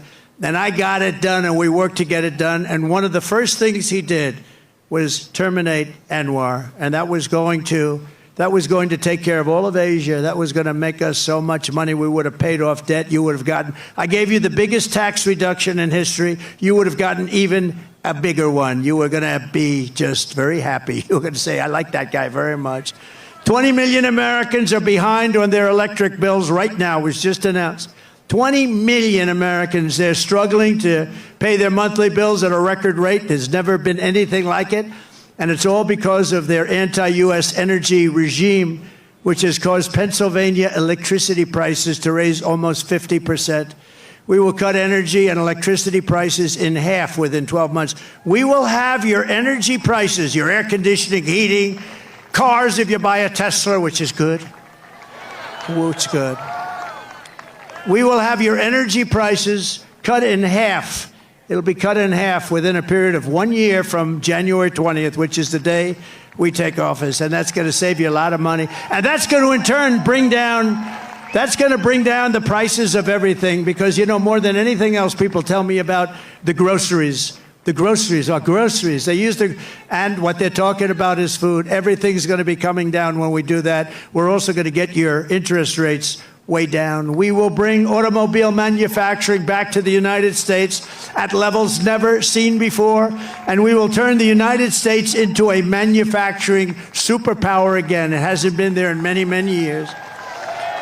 We had it started 4 years ago. The centerpiece of my plan for a manufacturing renaissance will be a 15% made in America corporate tax rate. In other words, if you make your product in the United States, you get a rate. So I cut it from 39% to 21%. Everyone said that was impossible. I got it done, and we had the best boom we've ever had. We did more revenue when we had it at 21 than when it was at 39. Think of it, much more. The following year, we did much more.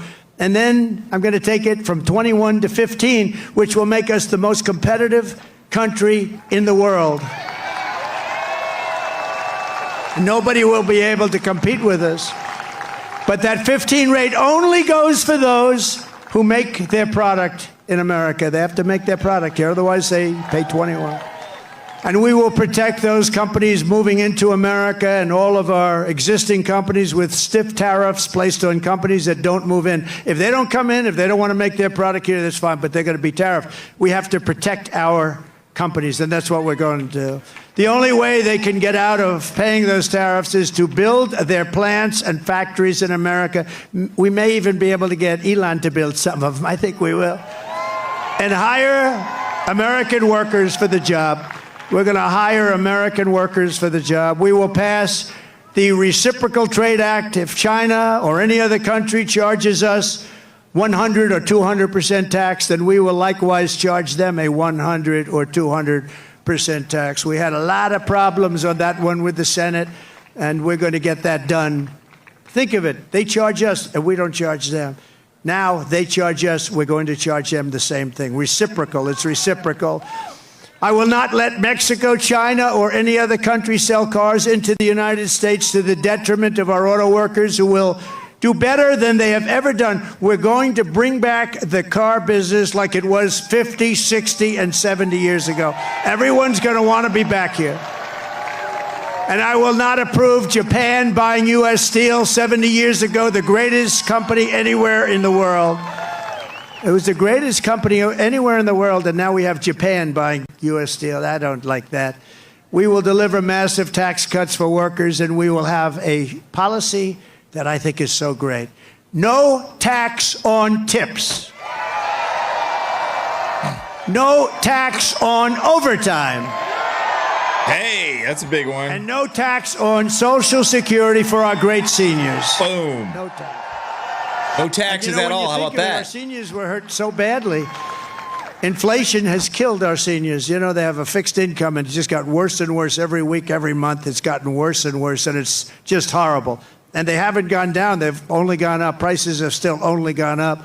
And while working Americans catch up, we're going to put a temporary cap on the credit card interest rates at 10%. People are paying 28% interest, 25% interest. I will always protect Social Security and Medicare with no cuts. We're not going to do anything with Social Security, but they're going to destroy Social Security because all of the migrants coming in are going on between Medicare, Social Security, other programs, and nobody is able to afford it. I will settle the war in Ukraine. I will end the chaos in the Middle East, and I will prevent, I promise you, World War III. We're not going to have World War III. And right now, we're very close to having it. We will lead the world in space exploration. Thank you, Elon. We will lead the world in military, and we will reach Mars before the end of my term. Elon promised me he was going to do that. I don't know. Can you do that? Stand up. Can we do that? He wants to reach it. I think he's going to do it. JD, work on him. Work on him.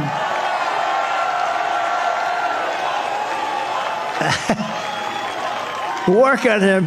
JD is working on Elon. Now, he told me that we're going to win, and he's going to reach Mars by the end of our term, which is a big thing. Before China, before anybody, right? And my money's on that guy right there.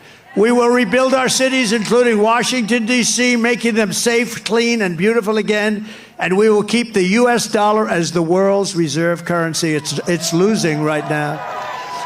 It's losing right now, but I'll be able to do it. Other people won't. I'll tell these countries as they leave us I say, you want to do business in the United States? You're going back into the reserve currency. And if you don't, we're going to charge you a big, fat, beautiful tax to do business in the United States. And they're going to say, I would love very much to go back into the U.S. reserve currency. No, we're going to save it. But these people aren't going to save it. They don't know how to talk. They don't know how to think. Together, we will deliver low taxes, low regulations, low energy costs, low interest rates, and low inflation so that everyone can afford groceries, a beautiful car, and a home. Very basic. It's very basic. We will stop the invasion, end migrant crime, strengthen our military, build a missile defense shield around our country, keep critical race theory and transgender insanity. We're going to keep it the hell out of our school. We're going to keep that insanity out of our school. And as I said, we will keep men out of women's sports. So demeaning to women. You saw that in the Olympics. They have female boxing, women's boxing, and a young lady from Italy, very good boxer, very, very good. She was all excited, but she played a person who transitioned. person transitioned, a male transitioned to a female. And the young girl from Italy, beautiful young woman. I'm not allowed to say that anymore politically, but I'll say it. She was a beautiful young woman. If you say that, that's the end of your career, right? But it's not. If it is, so be it, okay? We've got to get back to real life. But this beautiful young lady is out, and she gets, boom, a little jab, left jab. And she goes back, oh, my God, I've never been hit like that. This is just like a defensive. Then he goes, the corner say, you can take her. You can. So they push her out. Boom, another one. And she says, that's enough. I can't do it. I can't take it. I've never seen anything like that. So we had two people that transitioned. Both people, shockingly, won the gold medal in their division. So it's crazy. And if you look at weightlifting contests, they're the best of all. For years and years and years they put an eighth of a pound on one side of the barbell, an eighth of a pound on the other, and they can't do it. And the record standing for 18 years, they just can't do it. And then a guy comes along who never lifted before, and he puts 100 pounds on, and he goes like this, like it's nothing. It's so demeaning to women. We're not going to allow it to happen. It's ending. No men playing in women's sport. And we will defend the Second Amendment, protect religious liberty, restore free speech, and we will secure our elections. Everyone will prosper, every family will thrive, and every day will be filled with opportunity and hope. We need hope. We need the American dream back, don't we? We're going to have the American dream. We're going to have the American dream, so every kid in your family is going to grow up and say, I want to be like Elon Musk. I want to have 200 billion in cash. I'm going to be like Elon Musk. That's the American dream. But for that to happen, we must defeat Kamala Harris, and we must stop her country-destroying, radical left agenda once and for all. We cannot have it happen. So you must get out and you must vote. Here in this incredible Commonwealth, we stand on the shoulders of generations of Pennsylvania patriots who gave everything they could give, every single thing for their rights and for their freedom. Pennsylvania is where our founding fathers declared American independence and sounded the beautiful Liberty Bell.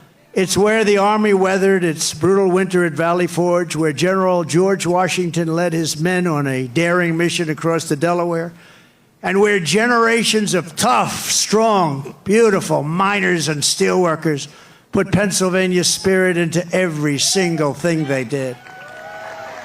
And from Gettysburg to Germantown and Philadelphia to Barron Hill, and from Brandywine to right here in Butler, this is the place where Pennsylvania patriots poured out their blood with the love of their country. They love their country so much.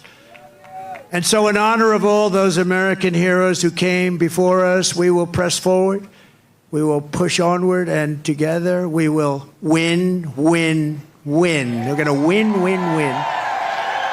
Nothing will sway us, nothing will slow us, and no one will ever stop us, no matter what dangers come our way, no matter what obstacles we must face. We will keep striving toward our magnificent American future. We will not fail. We will not allow ourselves to fail.